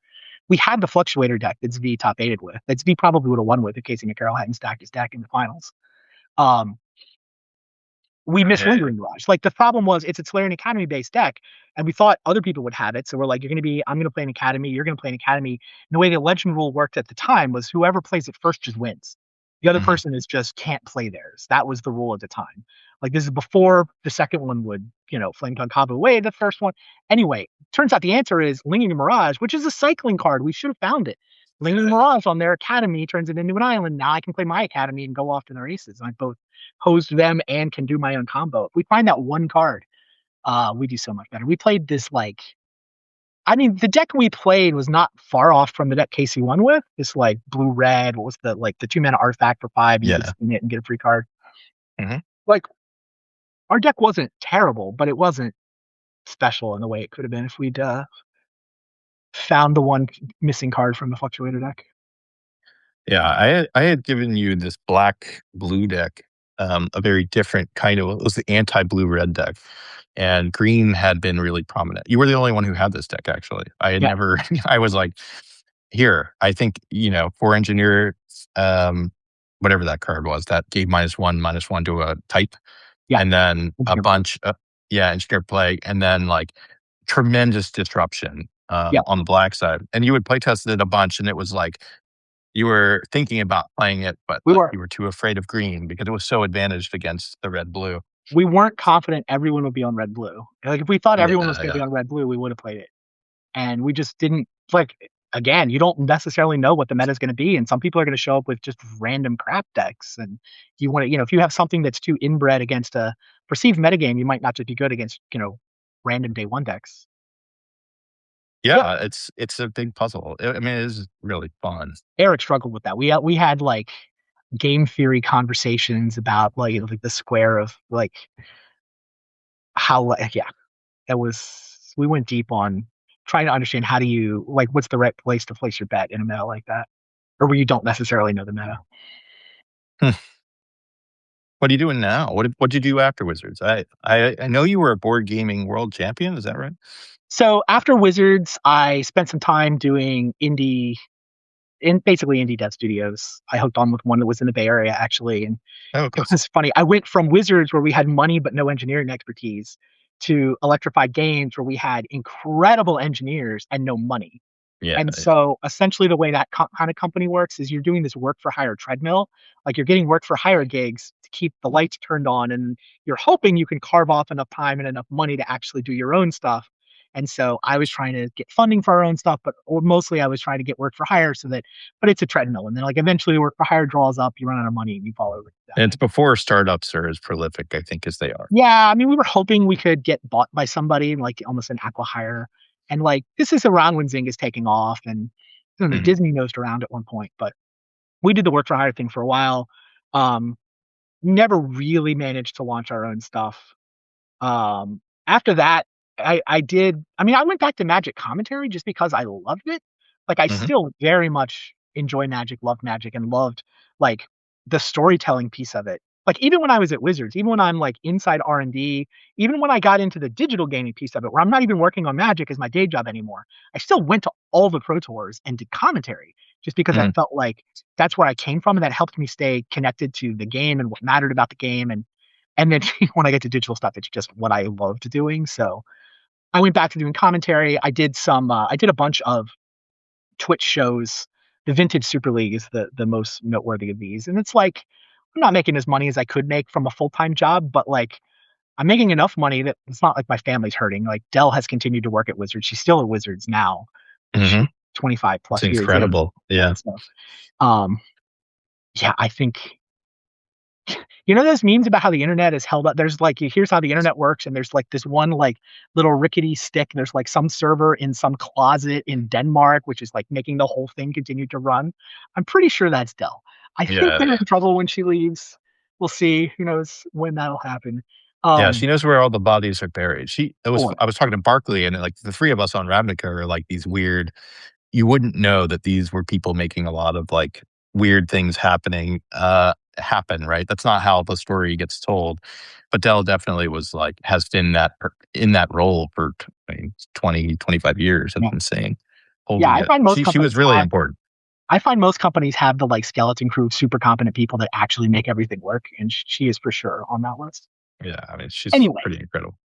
Back to that us. job has benefits, so I don't have to worry about healthcare. And that job throws off enough money, and we kind of only have one kid. And we've been, pretty frugal our whole lives in investing money. Um, so I was able to just kind of do Magic content for, I guess this is the 2010s. Hmm. Vintage Super League was a ton of fun. I mean, that was Yeah. just like I love designing tournament formats. I love talking about Magic. Let's put the two together. And, enough people had enough fun with these formats. And some of them I got Wizards to pay for most of the stuff that we did. And, occasionally Hmm. we would do a format that they wanted us to call attention to. So they would pay us to put a league together for their thing. So I mean, essentially I'm making Magic content, but most of my money's coming from Wizards. Um, Again, probably not what I could have made from a full time job, but I was enjoying it and it was Yeah. enough money. I don't. It turns out I'm a pretty bad capitalist. I have this idea of enough money in my Hmm. head. I think you can have enough money and not need more. So I hit 50, and this is basically about the time the pandemic hits, and the person I'd been working with on Super Leagues, Athena Froelich, got a job at Wizards, and she was amazing. In order to replace her and keep doing the Super League thing, I would have had to replace her with at least two people. She was Hmm. both the graphics person and the tech person, and basically, I just didn't replace her. And I'm like, you know what? I'm 50. I think we have enough money. I don't have to work, so Yeah. I'm mostly retired at this point. I I guess I've hit the point of the game where I'm converting my resources into victory points. Yeah, I can relate to that. I think You for sounded me, like there's you might be starting to toy with similar thoughts at 48 oh, or for whatever. yeah, I think so. I like working. So Well, I'm right, like, and that's really the way I should say it, right? yeah, I hit the point where I don't want a job unless I am actively prefer to spend my time that way. And I yeah, say mostly exactly. retired because like I have the occasional contract gig. Like I have a contract gig right now. It's only, a couple hundred hours a year, but it's cool to have my hand in a project that's moving forward in a work-like way. But I'm only doing that because it's fun, not because I need the money. Yeah, in general, I like to work with people. I like doing interesting projects. I do not care about making infinite money. Yep. So, like, is there a lifestyle? But what you're saying makes a lot of sense to me. Is there a lifestyle business you can build that allows you to connect with the people you want to connect with that supports you sufficiently? I don't know that I like similar position. I don't need it to support me monetarily, but it's not crazy to just have the income stream if that makes sense. So if like I took a job somewhere, the last two jobs I had, I was working with people I'd already worked with before and liked them quite a bit. And if like I do that for the next 5, 10 years, that's good. If I don't, that's fine too. Yeah. But I certainly don't have any reason to go to a giant company and feel that existential dread for another 10 years, right? That's a waste of life. Yeah. No, I haven't run out of games that I'm enjoying playing, I guess. I guess Yeah. I've been in this mostly retired state for 5, 6 years at this point. And yeah, the thing that I really love is getting a new game and learning how it works and taking it apart in my head and sort of trying out new strategies and figuring out how to win. I that can't be Magic for me because since my wife works at Wizards, I'm still banned from any premier level events. Like Yeah. I got into board games because once I left Wizards, like when I took the job at Wizards initially, I liked to tell people that my job was to take care of Magic well enough that the Pro Tour would still be there for me when I retired. Hmm.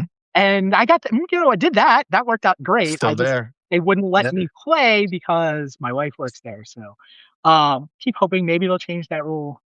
They've drawn the line. Like Froelich is now in the same, Eric Froelich is in the same spot since Athena joined there. But like they drew the line right between Eric Froelich and Reed Duke. Like Reed's brother works in R&D. Eric's wife works in R&D. The line, anyway. They could have drawn that line in a different place, and then I probably would not have gotten into board games. But whatever, they drew it Okay. I there. mean, it's cool. I have enjoyed exploring board games. I mean, the thing about board games is there's no money in it. It's literally Yeah. just people are competing. I mean, the flavor of board games I like is the competitive tournament circuit, which is not the biggest piece of the board gaming environment, right? There's a bunch of, Board Game Geek has a con and Dice Hmm. Tower has a con, and people are Essen just and showing up to play open gaming. They're just like, oh, what do you want to pull off the shelf? Let's play. And that's awesome. I like tournaments. I've just always liked tournaments, whether you go back to, college bowl or fantasy sports or whatever. And so the World Board Gaming Championships is kind of the highlight week of my year. Like every year for the every non-pandemic year since 2010, I think I've gone to this week-long they're board kind of gaming. like your puzzle hunt, right? Like Yeah, for like absolutely, Nate Heiss's puzzle hunting, totally. Paul Sottosanti would puzzle hunt, Mark Gottlieb would puzzle hunt. Same Y- basic vibe. Right. So this is like a week with both weekends, so it's like 9 days, and there's the Century, which is the 100 biggest games from the previous year that automatically have a tournament. Then there's like 25 trial games. And you wind up with like 150 board game tournaments taking place over the course of 9 days. mhm. And, I can probably manage to, most of the tournaments will be like play a heat. And if you win a heat, you qualify for the semifinal and semifinal feed the final. So you're like, there'll be 2 or 3 heats. You get 2 or 3 shots to advance into the playoffs. If it's big enough, there might be a quarterfinal. But like all of these dates are scattered through the week. So I can probably manage to enter 20, maybe 25 of these things. And, most years I'll win one or two. And a Mhm. couple of years I won the big player of the year trophy. I was the Caesar. So that was awesome. I don't What's your know. best That's game? what my best game right now is probably Great Western Trail. My Okay. best game historically is probably Through the Ages. Oh, okay. The best story is I finished second for the Caesar one year. And the guy that beat me is a guy named James Pay, and he specializes in war games. So Hmm. the World Board Gaming Championships is actually like descended from Avalon Con. So Avalon Hill was this Baltimore-based board game company, literally the first lifestyle hobby game. They did board games and like chit-based war games where grognards would like reenact wars. We're talking the 1960s, the 1970s, before Dungeons and Dragons is invented, which is mid 70s. I think of Hmm. D&D as the second wave of lifestyle hobby games. Magic is the third wave. It kicks in the night. Anyway, so Avalon Hill was the big board game company, started Avalon Con. Avalon Hill eventually goes out of business, but the human beings who had been running Avalon Con spun up a nonprofit. And it's literally those same humans just ran this nonprofit, and they switched to doing the World Board Gaming Championships. So anyway, there's this huge war gamer legacy at WBC. And like a third of the events are still those old Avalon Hill war games. I mean, there's some better, some of them are the actual old ones.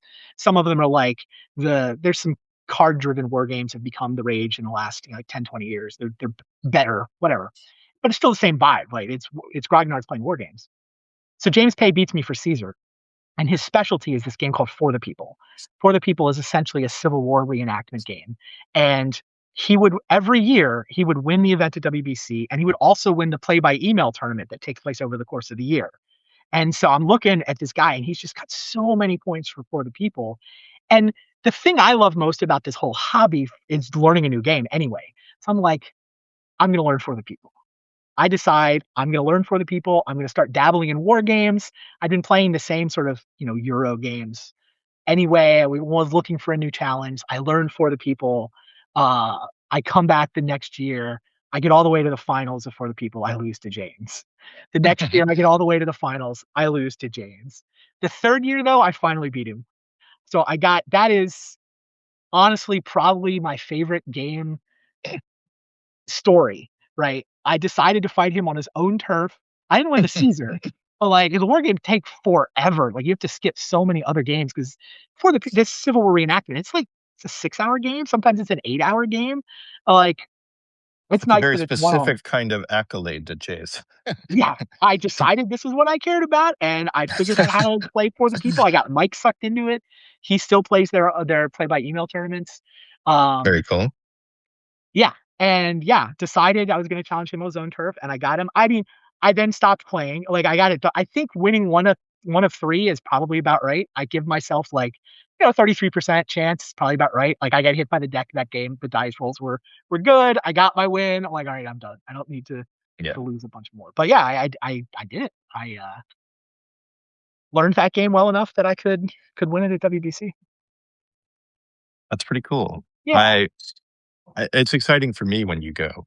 I'm like, oh, all right, something on Facebook that's actually interesting. All right, no offense to everyone, Sure. but it is fun to see you go out there and compete. Why didn't poker stick for you? I thought it wasn't fun. Oh yeah, That's why the, it the didn't correct stick for me. strategy was Yeah, boring.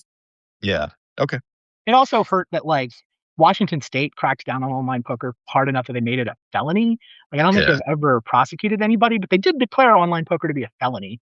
Like maybe I don't want, uh, and like I'll still dabble in live poker. Like if I'm just in Vegas for whatever reason, I'll sit at a cash game. It's fun in limited doses, but like playing it regularly, I just found that the winning strategies were too boring for me. mhm. If you look at the ELO records from the odds, are you a winning or losing Turbo Hearts player? Oh, Turbo Hearts? Losing. I never caught up. Yeah. I thought you were going to ask me about poker, which is actually interesting. I played a very interesting role in the poker ecosystem. I Okay. could win consistently at the local poker tournaments and I Hmm. could collect up all the money. And then periodically I would make a trip to like, oh, I qualified for a World Poker Tour event, or I'm going to go to the World Series of Poker. And then I would take all the money that I'd won and I would deposit it.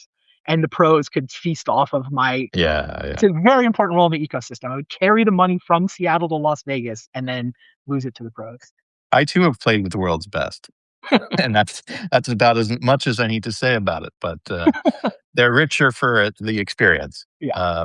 Yeah, there is a difference in humans that sit at tables a lot versus just not enough. Well, cool. Yeah, I am curious about how like gaming affected your parenting or how technology has affected that. Amazing. Yeah, like how did you being a gamer like impact how you approached like the kinds of experiences you offered early, right? Like I'm always Yep. trying to plant seeds. I'm like, hey, we're Yeah, yeah. playing Mantis now, and you're like, oh, this is really helpful for like investment and like risk taking strategy for different things. But how did you handle that? I mean, we definitely played games with Kira when she was growing up. Hmm. Some of that is you do the obvious, like whatever Candyland is in a game, but it does teach you how Yeah, games work in some meta level. Pretty quickly got into better games than that. Like she was pretty good at she was good at games as a like 5 to 10 year old. So it's funny when I was learning For the People, the first year I tried For the People, that was the one WBC that she went to. She entered the For the People tournament. She'd been playing against me and like attacked Washington D.C. against James Pay and had a die roll to actually take it. And nice.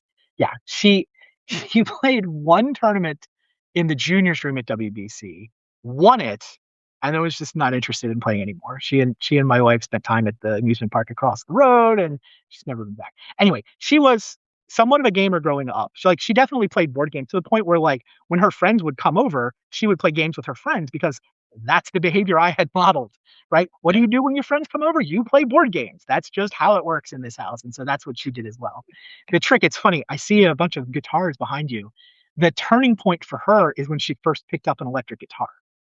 yeah, So we played Rock Band, and it was like, well, Rock Band's all well and good, but you could just actually learn how to play guitar. And so we signed her up for lessons at School of Rock. It's this, yeah. I've been I there. assume it's based on the movie, but it's, they do lessons and then they're very performance based. So where like you have an hour a week where you do a lesson on your instrument and then you have a rehearsal a week. And then at the end of the like 3 or 4 month thing, you then perform whatever song. So like, she took to that. She now has like half a dozen guitars and just got Yeah, really into music. and she got a drum kit. She was taking lessons on drums. She was taking lessons on guitar. So I feel like she left gaming because she was just cooler than we were. She went and played I guitar mean, all she the way grew through up middle in school and high school. Seattle, right? So like it's Right. just So different in high clothes. school, she actually got a paying gig. Like she and her friends from School of Rock put a band together. They played a party. They got paid. This happened in February of 2000. So literally like the COVID pandemic has started, but no one knows it yet. And her like music performance career, the door just Uh, slams shut like weeks later, though after her first paying gig, the world shuts down. So yeah, that is she bad fortune. I who knows what would have happened if that had gone a different way. I mean, she still loves music. She still does a lot of music, but she switched more to like, oh, now she's playing with online tools. And she and her friend did put an album out through Spotify at one point. That's super Denim cool. was their band name. Like they made an album. She has CDs of it pressed. It's physical media. They're still under her bed.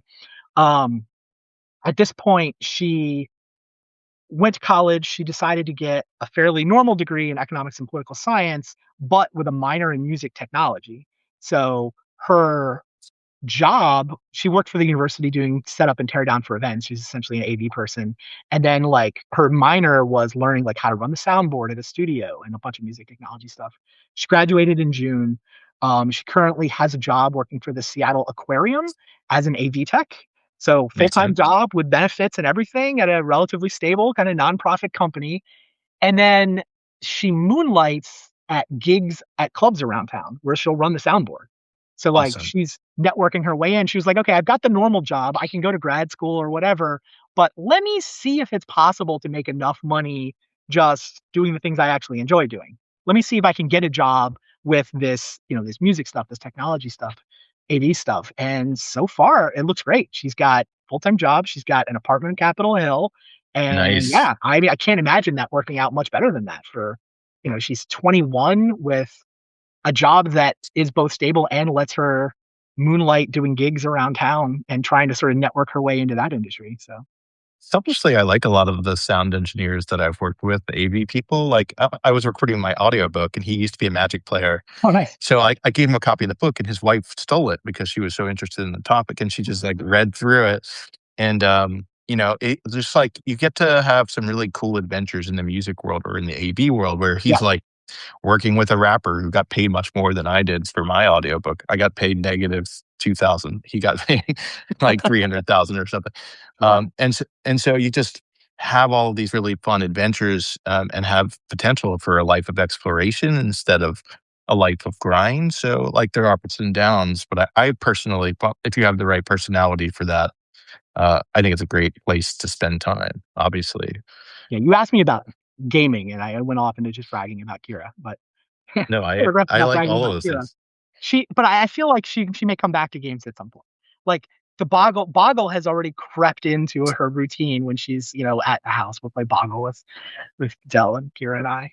So she's dabbling a little bit. She's still, oh, we got her a copy of Galaxy Trucker, which is a WBC game Oh yeah, yeah, that she enjoys. So she's starting to play, board games here and there with her friends.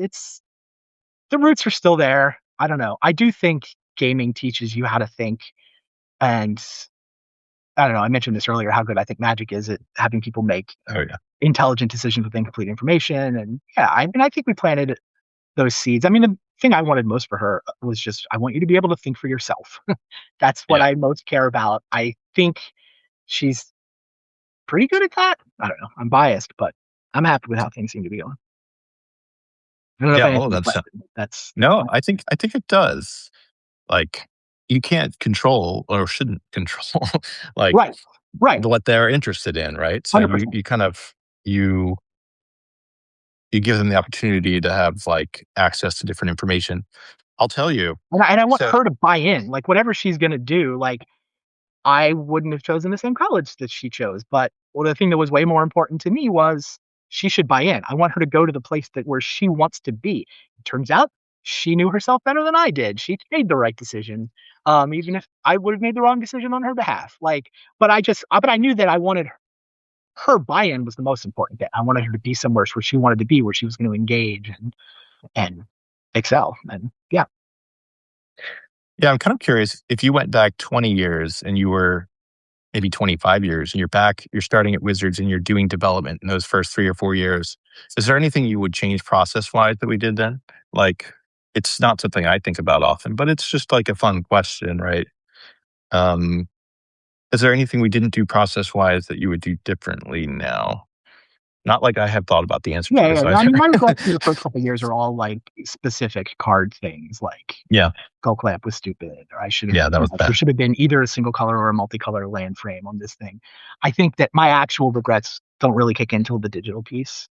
Like I could Okay. have handled that better, but or that is, I could have made different decisions to give myself a better chance at success. I don't think I don't think I could have just been senior director of Magic R&D for a decade. I think I need new challenges, and Yeah. I mean that's on me, not Wizards. I needed You're wired something that way, new. right? That's just the way I'm wired, right? And so I can certainly see plenty of ways where I would have had a better chance of succeeding on that side. But no, I feel like with Magic, it's also one of those things like if you could go back and change anything about Alpha, would you? And the answer should be hell no. Like you don't risk the butterfly effect. Like you Yeah, don't yeah, even yeah. fix typos. You don't even put in Volcanic Island. Just don't mess with it. It worked out too well. And I mean, I think early 2000s Magic is Good. somewhat similar. Like it's only a link in the chain, but like that brand is in a super healthy, thriving spot right now, and we helped get it there, even if it's not us now. So no, Yeah. I don't have any major regrets. Yeah, I don't I think we did all right by it. I Yeah, I think we don't did know what I well. would. I think the thing I would have liked to have seen happen sooner, which isn't really on us, but it did happen over time. And I think Bill was always playing a very long game and bringing all of the people who worked on Magic into a central place. I always Oh, felt like if I had to work with the brand team, I had to chase them down. If I want to talk to like the person working on typesetting, I need to chase that person down. And Dell would do some of that, and Paul would do some of that. yeah, But there was an awful lot of like wrangling these external departments instead of rowing together with like great intent. Oh, organized play, another one. You're like, they're on the same floor sometimes, but you don't, no, not always, right? In that second building, you're like, why aren't we all working together as a team? I think that's something that I would have liked to have done sooner and figure out how to get more voices into our conversations in R&D. That doesn't I make the think job you're easier. right. I think you're right to point to Bill as playing a very effective, very long game.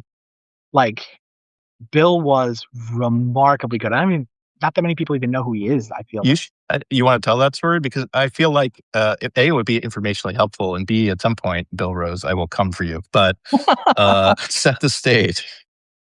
I mean, Bill was in the circle of board gamers at Penn that Richard used to test Magic. And like Yes. a lot of those people wound up moving out, and Jim Lynn and Scaff Elias and Bill Rose was one of those. But Charlie. Yeah. Harley Catino, absolutely. So those guys are essentially the early leadership of R&D, and like Bill's the one who stuck around, and he just quietly he had this sense for office politics. Like a lot of what he did Yeah. was sort of protect R&D and while also playing the political game, and like He he would worked in run the accounting before, so every yeah, group is playing weird games. And so he's learning how people try to cheat each other or misrepresent information to win certain scenarios, right? right. And then he just I don't know, like I mean Magic Arena is the other one that I think is hilarious where when Arena is happening. This is after I've left Wizards, but I just think it's emblematic of the way Bill plays the game. Mhm. New CEO comes in, like Hasbro decides to hire a CEO with a Microsoft background. Arena's going to be the big push. Arena's the future of Magic. Arena's going to eventually surpass the tabletop game and be the primary revenue driver and blah blah blah. And they're going to hire this whole new department and they're gonna get Arena built. And Bill is like, go nuts. I'll take care of the tabletop game. And the instructions that Bill were given are something like just try not to die too quickly. Just, try to manage the tabletop game so that it's probably going to shrink, but let it shrink as slowly as possible. And like Bill's like, got it. I'll take care of this. And now he manages to assemble the TCG studio. Like this is the opportunity to bring all the people together that you're talking about, right? He's like, oh, they want to put a studio together because that's how you make video games. So there's this arena studio. And Bill is like, I'll just take care of the tabletop game. But I mean, give me all the parts that I need to run the tabletop game. And so he absorbs marketing. So he absorbs organized play. Yeah. And he manages to build this. tabletop Magic studio with all of the pieces that need to be rowing in the same direction to make the tabletop game awesome. And it's just this absolute masterclass of a like corporate political move, while at the same time, everyone is looking at Arena. All of Hasbro is looking at Arena. The new CEO is looking at Arena. Like they're trying to make that thing go. All the attention's over there. So he doesn't have to worry about anybody messing with this stuff. He can just make Magic awesome. He's assembled all the parts to make Magic awesome. And he makes Magic awesome. Like tabletop game Yeah. doesn't shrink. Tabletop game grows and grows and grows by leaps and bounds to the point where eventually Arena is not the future. The tabletop game is so much bigger than Arena that he absorbs Arena as Yeah. just look like, oh, by the way, I guess the person running Magic should have Arena underneath them a couple of rungs below. And yeah, this is the long game. I mean, you start the story 25 years ago, Yeah. and like Elaine goes to 20 Bran. years, Bill's Worth got a goes to tabletop organized studio, then play. he's got Right. all the Arena stuff, and Magic is $1 billion brand. And I feel like barely anybody knows who this guy is. And yeah, he deserves a ton of credit. Like I did not Right. have those talents at navigating office politics. Like Yeah. What were the things that you learned from him specifically that like led to like sea changes for you? That's kind of an interesting subject where I like these like moments of evolution. Did he have any of those for you where it's like, oh, now I will see this in a different way than before? I mean, a lot of And it it doesn't is have to, yeah. a No, go willingness to ahead. lose a fight. A Hmm. lot of it is it's really his he understood what mattered and what didn't matter and what you needed to go to bat for and what you didn't. And he was perfectly willing, like, if somebody else really cared about something and it wasn't that crucial Yeah. in the grand scheme of things, just let them go. Let them win. Let them do their thing. And, don't fight unless you absolutely have to. And I mean, at some level, he's just avoiding conflict. But no, I feel like he would fight if he had to. But Mhm. just that sensibility to understand what actually matters and a willingness to sort of play the long game and sort of avoid the things avoid the pitfalls and yeah, just the kind of guy you wanted running your department, right? Managing the budget and dealing with the inevitable layoff conversations that are going to happen every so many years. And He was also one of us, right? Like, he just felt sure. like he was part of the group. He wasn't like some poobah, at least not when we were there. Oh yeah, we spoke about Anyone him could too. approach. Yeah, Yeah, you could always approach him, hang out with him, and, like, he was always available, and that's he was playing really board neat. games, he was playing Turbo Hearts, absolutely. Yeah, and he was positive in those things, sadly. Um, his elo is higher than mine. You kinda mentioned it, but what's your favorite epoch Hmm. of Magic? I mean, I was the best in the late 90s, so that certainly has a soft spot. Um, Mhm. the Magic I liked is more like early 2000s. Like Okay. I think Magic is better when you're allowed to miss a land drop, where you're not like, I must top deck exactly the right card this turn or the game is over. Like I want you to have time to stumble around and not just get rolled. So Yeah. That Magic has changed in that way. When I played Shards of Alara with Bill, after I'd left, and I was like, "Wow, there's no defense walls or acceleration to help, like, people stay balanced, so people would just get rolled." And it mhm. was like, "Why not just play War?" Like, that's how it felt to me. And so Magic has gone in that direction, right? It's definitely more like And War. sells more now. Apparently, people want them just like, well, let's just shuffle up and see who draws the better top 10. I'm being pretty It's cynical, not a but it's, yeah, yeah. But that is a big difference, right? The game shifted away consciously from, like, yeah. um, giving you time to like set up and have an interesting interaction. It's not what it's about. It's about I mean, I guess you could fun. argue that Commander has shifted that pendulum back the other way. Like constructed Magic got faster, but the Magic that everybody's actually opting into play tends to have a long setup phase. Nobody That's gets great. wrong, right? They just want to get to the end. I mean, I think too far the other way for my tastes, but it's an interesting point though that like as constructed got faster, people started playing a lot more Commander. Maybe those are two. Yeah, that makes sense, right? I think maybe that's okay. I mean, it seems like it's going just fine. It would be weird to work on Magic with the sensibilities that we've developed over time. Like we might make a set that plays really well. Could we make it sell really well? I don't. Yeah, probably, maybe. I don't But know. you can kill in cube. I took my it's funny. I do this I talked about the board game tournaments I go play. So, there's a couple of them every year I'll travel to. There's WBC, but there's also like a buddy of mine does a thing in Kentucky where, 30 some of people will descend on him and play the Lion and Winter tournament, or I'll go to Greensboro for a week. So I host one at my house, which is Lion in Seattle, because I stole the format from my Kentucky buddy, or Mhm. Sea Lion for short. So there is a Magic Cube round at Sea Lion, and we used to use a copy of the Magic Online Cube. Like a one buddy just maintains a physical copy of the whatever the current Magic Online Vintage Cube is, and I watched like board gamers who don't really play Magic try to interact with that, and it was just there's so many words and so many mechanics, and they just could not parse any of it. I'm like, I'm gonna make my own cube. Yeah, And so now I have a cube which new players can engage with. The games are interactive. Like it's a vintage cube, but I still feel like it's pretty interactive. Like none of the bullshit stuff that makes for non-games, right? No moat, no prison deck, no storm deck.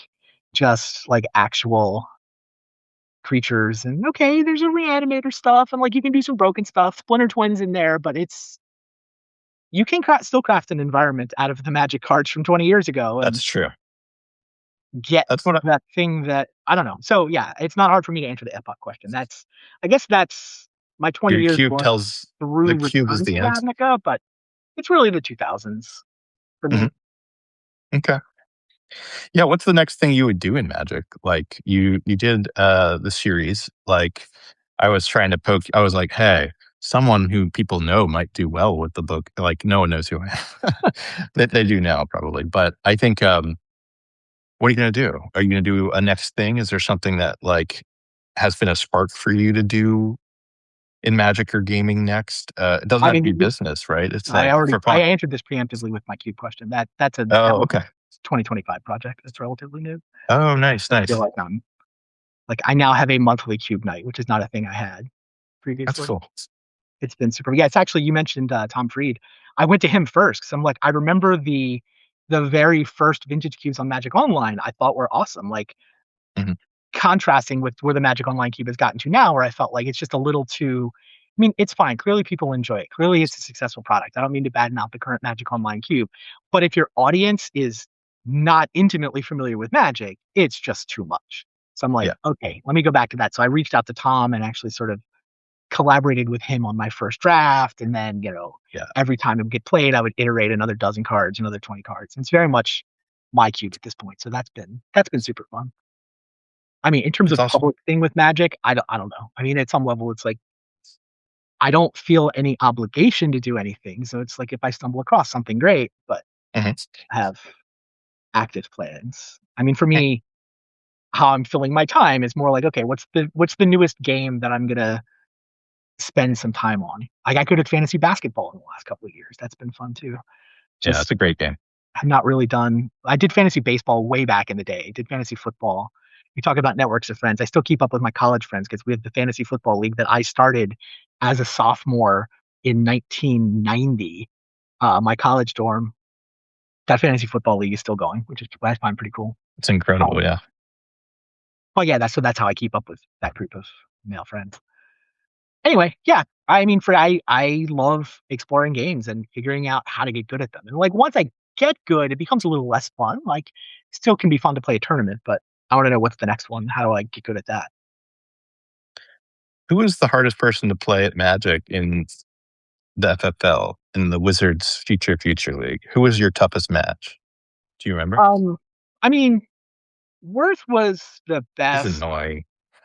He was just You good, just but like, triggered me. Yeah, he's good. yeah, I mean, he won the most, and like some He of did. it is that he was specifically focused on winning. Mhm. Um, Some of them. I was always trying stuff and just trying to get in more games. So I think you and I had that same sort of sensibility where like I'd Yeah, rather play more games faster than like obsess over winning this one game. Um, it helps to have both. Like ideally, you have a mix of all of I those people. So I guess that makes worth. I remember him being pretty tough to play against too. Yeah, you talk about process stuff. By the way, I was talking about hitting the ground running with Invasion when I got to Wizards. I literally the first thing I did at Wizards was attend a Future League night. They had like I'm living off. I'm in like temporary corporate housing. They give me spoiler lists for the masks block. And they're like, okay, we're Hmm. playing end of masks block standard. So, masks, whatever. And I'm putting a deck together and I go to show up for this thing and they're like, okay, and you're going to be on invasion development. And I'm like, okay, we're trying to predict what standard is going to look like after the whole mask block is out, but without invasion cards. Like, how is that going to help? we the future league isn't far enough in the future to actually help invasion development. We should be doing a future league. We need invasion rotated into the standard. Like that was the last time the future league happened. I played the future league once and it was just like, we need a future league. We got to have invasion cards in here or what's the point? Like the future league, it's masks block with saga block. Like how this is just does not resemble the environment that we're supposed to be trying to make cards for. So That's future that I league, didn't know. that was I one didn't of the know. first things I did at Wizards was, yeah, invent the future league instead of the previous 1F That version. so that's why we had this ridiculous name.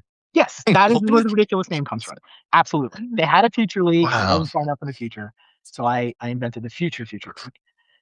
Oh, let me see something real quick. I think tomorrow, no, on Wednesday, I talked with Mr. Jokic, and Oh, nice. I don't know if you have any questions you want to treat this like you're in Mario Kart and you're in the lead, and then you get like a banana or some kind of, weird shell, and you get to throw it back. Anything you want to throw at William? I don't know. I mean, he's probably the guy to talk to about development before the Pro Tour players showed up, right? He was in I think fact so. a developer by title and not a designer. I think he might have Yeah. been, I don't remember what Henry's title was, but he might have been the only one with a developer title Mhm. as opposed to designer. Um, before I got there.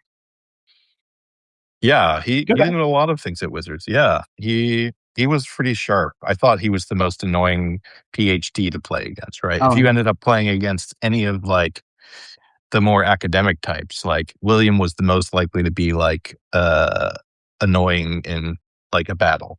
He was good. sure. He would have Yeah. been good at Magic had he played when we played, I think. Yeah. But, no one knows who he is. So, Wednesday. Fun. Wednesday, people will get to meet him. Oh, cool. Is there anything you want to talk about with your But I brain? can talk about magic forever. You ask me whatever you want to ask me. Why didn't you buy the O? Like, if you're in such, you know what I mean? Like, Why was I going to that buy was an the O? opportunity. I I don't didn't know. even You have can any have money like, at the time, first of all. It never even yeah, occurred to yeah, me. yeah. I had, So the I so mean, the O I is was where we lucky all enough to played go to Magic, college right? long enough ago that I didn't walk away with a bunch of student debt, at least. Yeah, Only a yeah. tiny amount of student debt. And so I was able to get out relatively quickly. But no, I come from no money. Yeah, no, I just imagine this world where like you reinvent the hot dog and fries business with like hot dog fries and gaming because we've seen it work so many times before, but it's gone. It was crazy how the original hot dog shop on Carnegie Mellon's campus was just that was where all the magic got played. It's literally like every day I would show up early afternoon with a bunch of decks or a bunch of boosters and we would just play until midnight. Yeah, it was really fun. I think My for my certain copy of Settlers characters. of Catan is still just covered in fry grease. Like all of the cards are discolored from fry grease. That is a collector's item of a sort. Of a sort. Yes. Of a sort. Now, how many games do you have now? Like, based on your history and investment in board gaming, like, how prolific are you? I'm not I'm not Are you crazy. Mike are you Mike Elliott prolific? Because that guy has No, ton I of feel like collections. no. I mean, I would guess 100 if I had to guess a number. It's not Oh, okay. at board game collection scale. It's not that crazy, and like I prune it occasionally. It's stuff just isn't getting played. That's just there's a limit to the number of shells I'll fill. You're practical. Well, it's like I prefer to take one game and play a bunch. I'm not like, oh, I want to try everything once. It's much more, let me wait and let the early adopters figure out what the good ones are. Like I'm trying to pay attention to the early adopters or like dabble in early adopting to find the stuff that's good enough to then sink 10 plays, 20 plays into and actually like get good at. That's one of the things. So right now I'm writing like, what am I actually doing? Because like if you're on Facebook or something, you're my friend's network, you're seeing all these weird.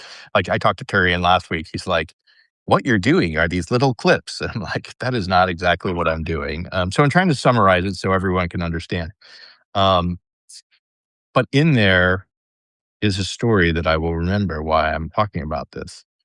Um, so you're talking about playing game. Oh, I find right now that there's so many things I want to do, and a lot of I'm on the internet more in a way that I haven't been before. So I'm doing a lot more exploration, which tempts me to do so many different things, and you can really only focus really well on a thing at a time.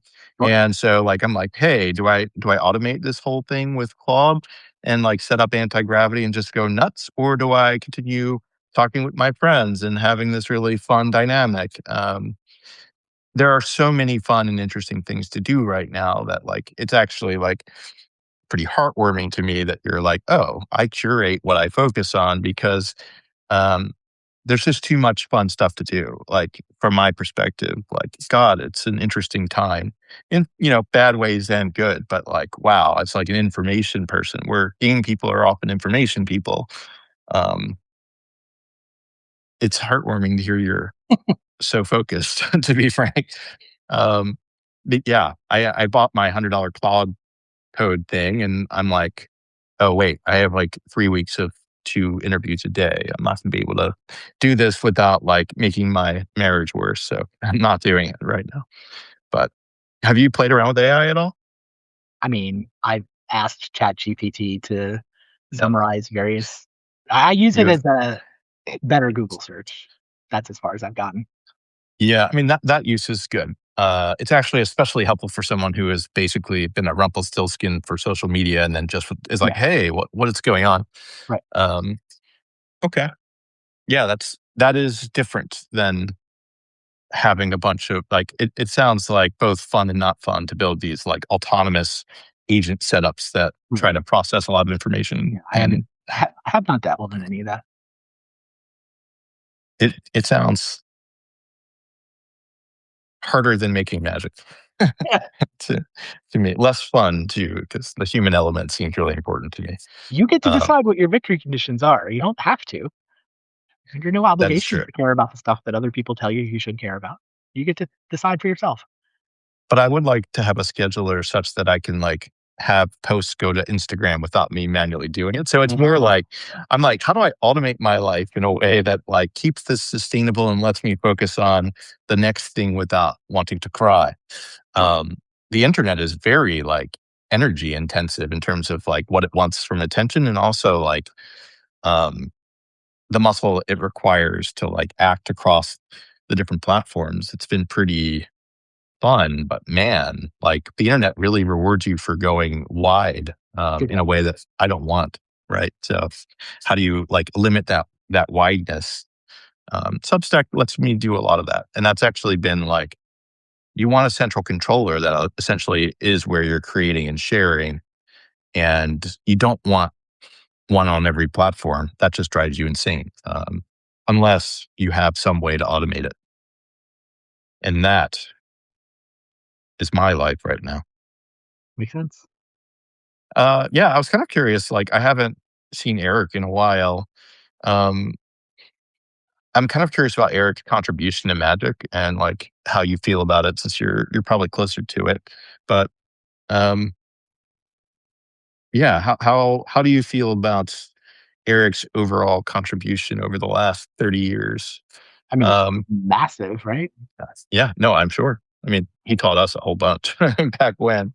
Right. Um, He taught us a whole bunch, but I mean, also, like when he was at Wizards, I mhm. think that he probably had a longer run than anybody of being like the guy balancing the cards, Yeah, right? yeah, yeah. I wanted to be on every single Magic set for a stretch there because I wanted to make sure that like nothing got into the standard environment without me knowing about it and sort of letting it go through and being okay with the numbers. Like I don't know that you were quite as obsessed over that as I was, but your Mhm. environments did well because you kind of had the whole environment in your head, right? Yeah, Erik had that for longer than the two of us combined, right? yeah. I think It's a tough job. it is a tough job. I think it suited his skill set really well, and he would do it for both limited and constructed. Like I would occasionally get drafted into a limited playtest even after I had left, and you could just see like Erik and his brain would show up and like look at the data and talk to people about what mattered, what they thought mattered, and what didn't, and make the tweaks. And he was just really good at that.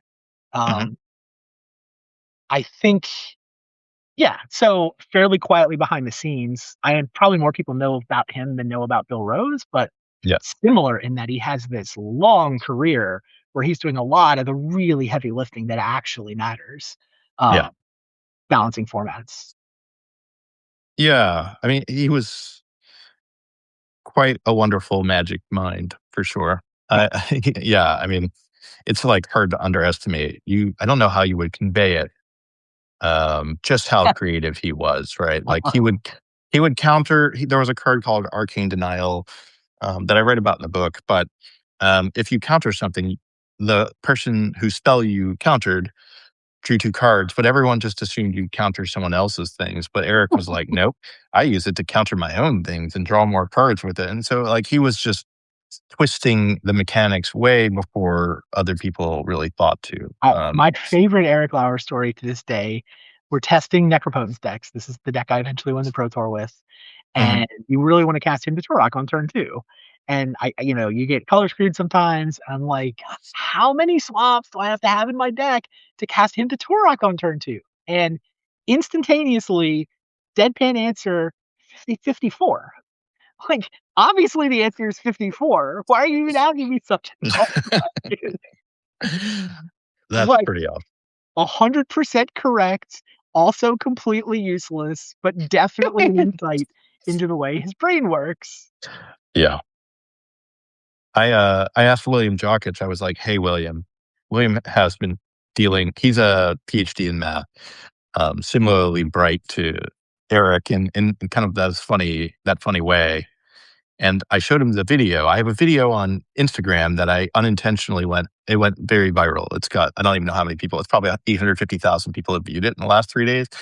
And you're like, it's just people talking about like this bizarre win condition to Monopoly. I feel terrible because I burned 120 days of like man month or day month or whatever it is, man day.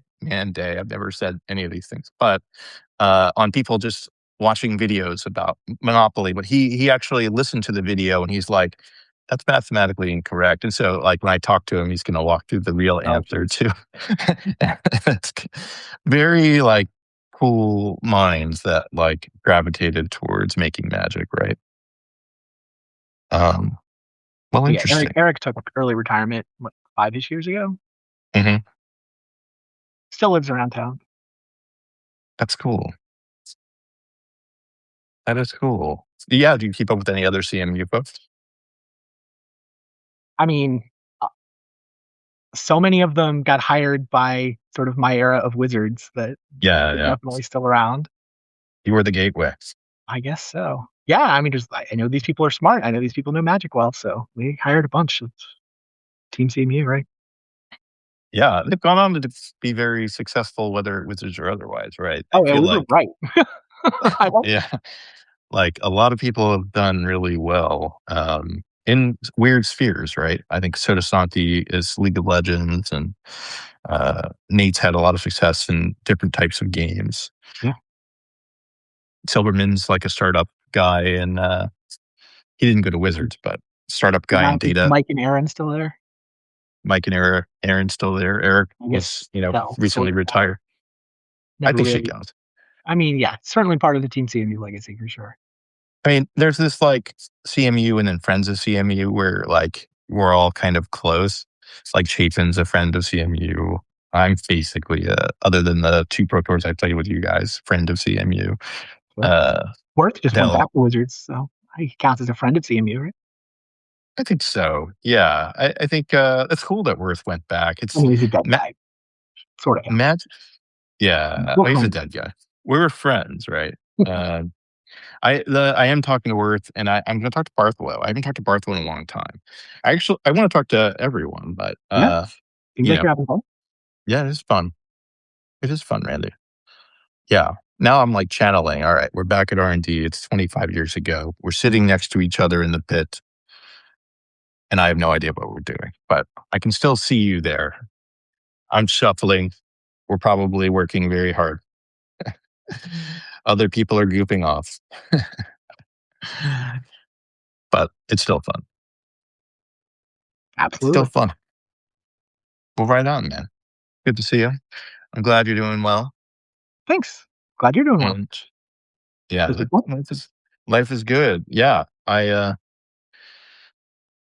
look forward to where this all goes. But I appreciate you being here and keep gaming. Sounds like a plan. All Cheers. right. Thank you, Randy.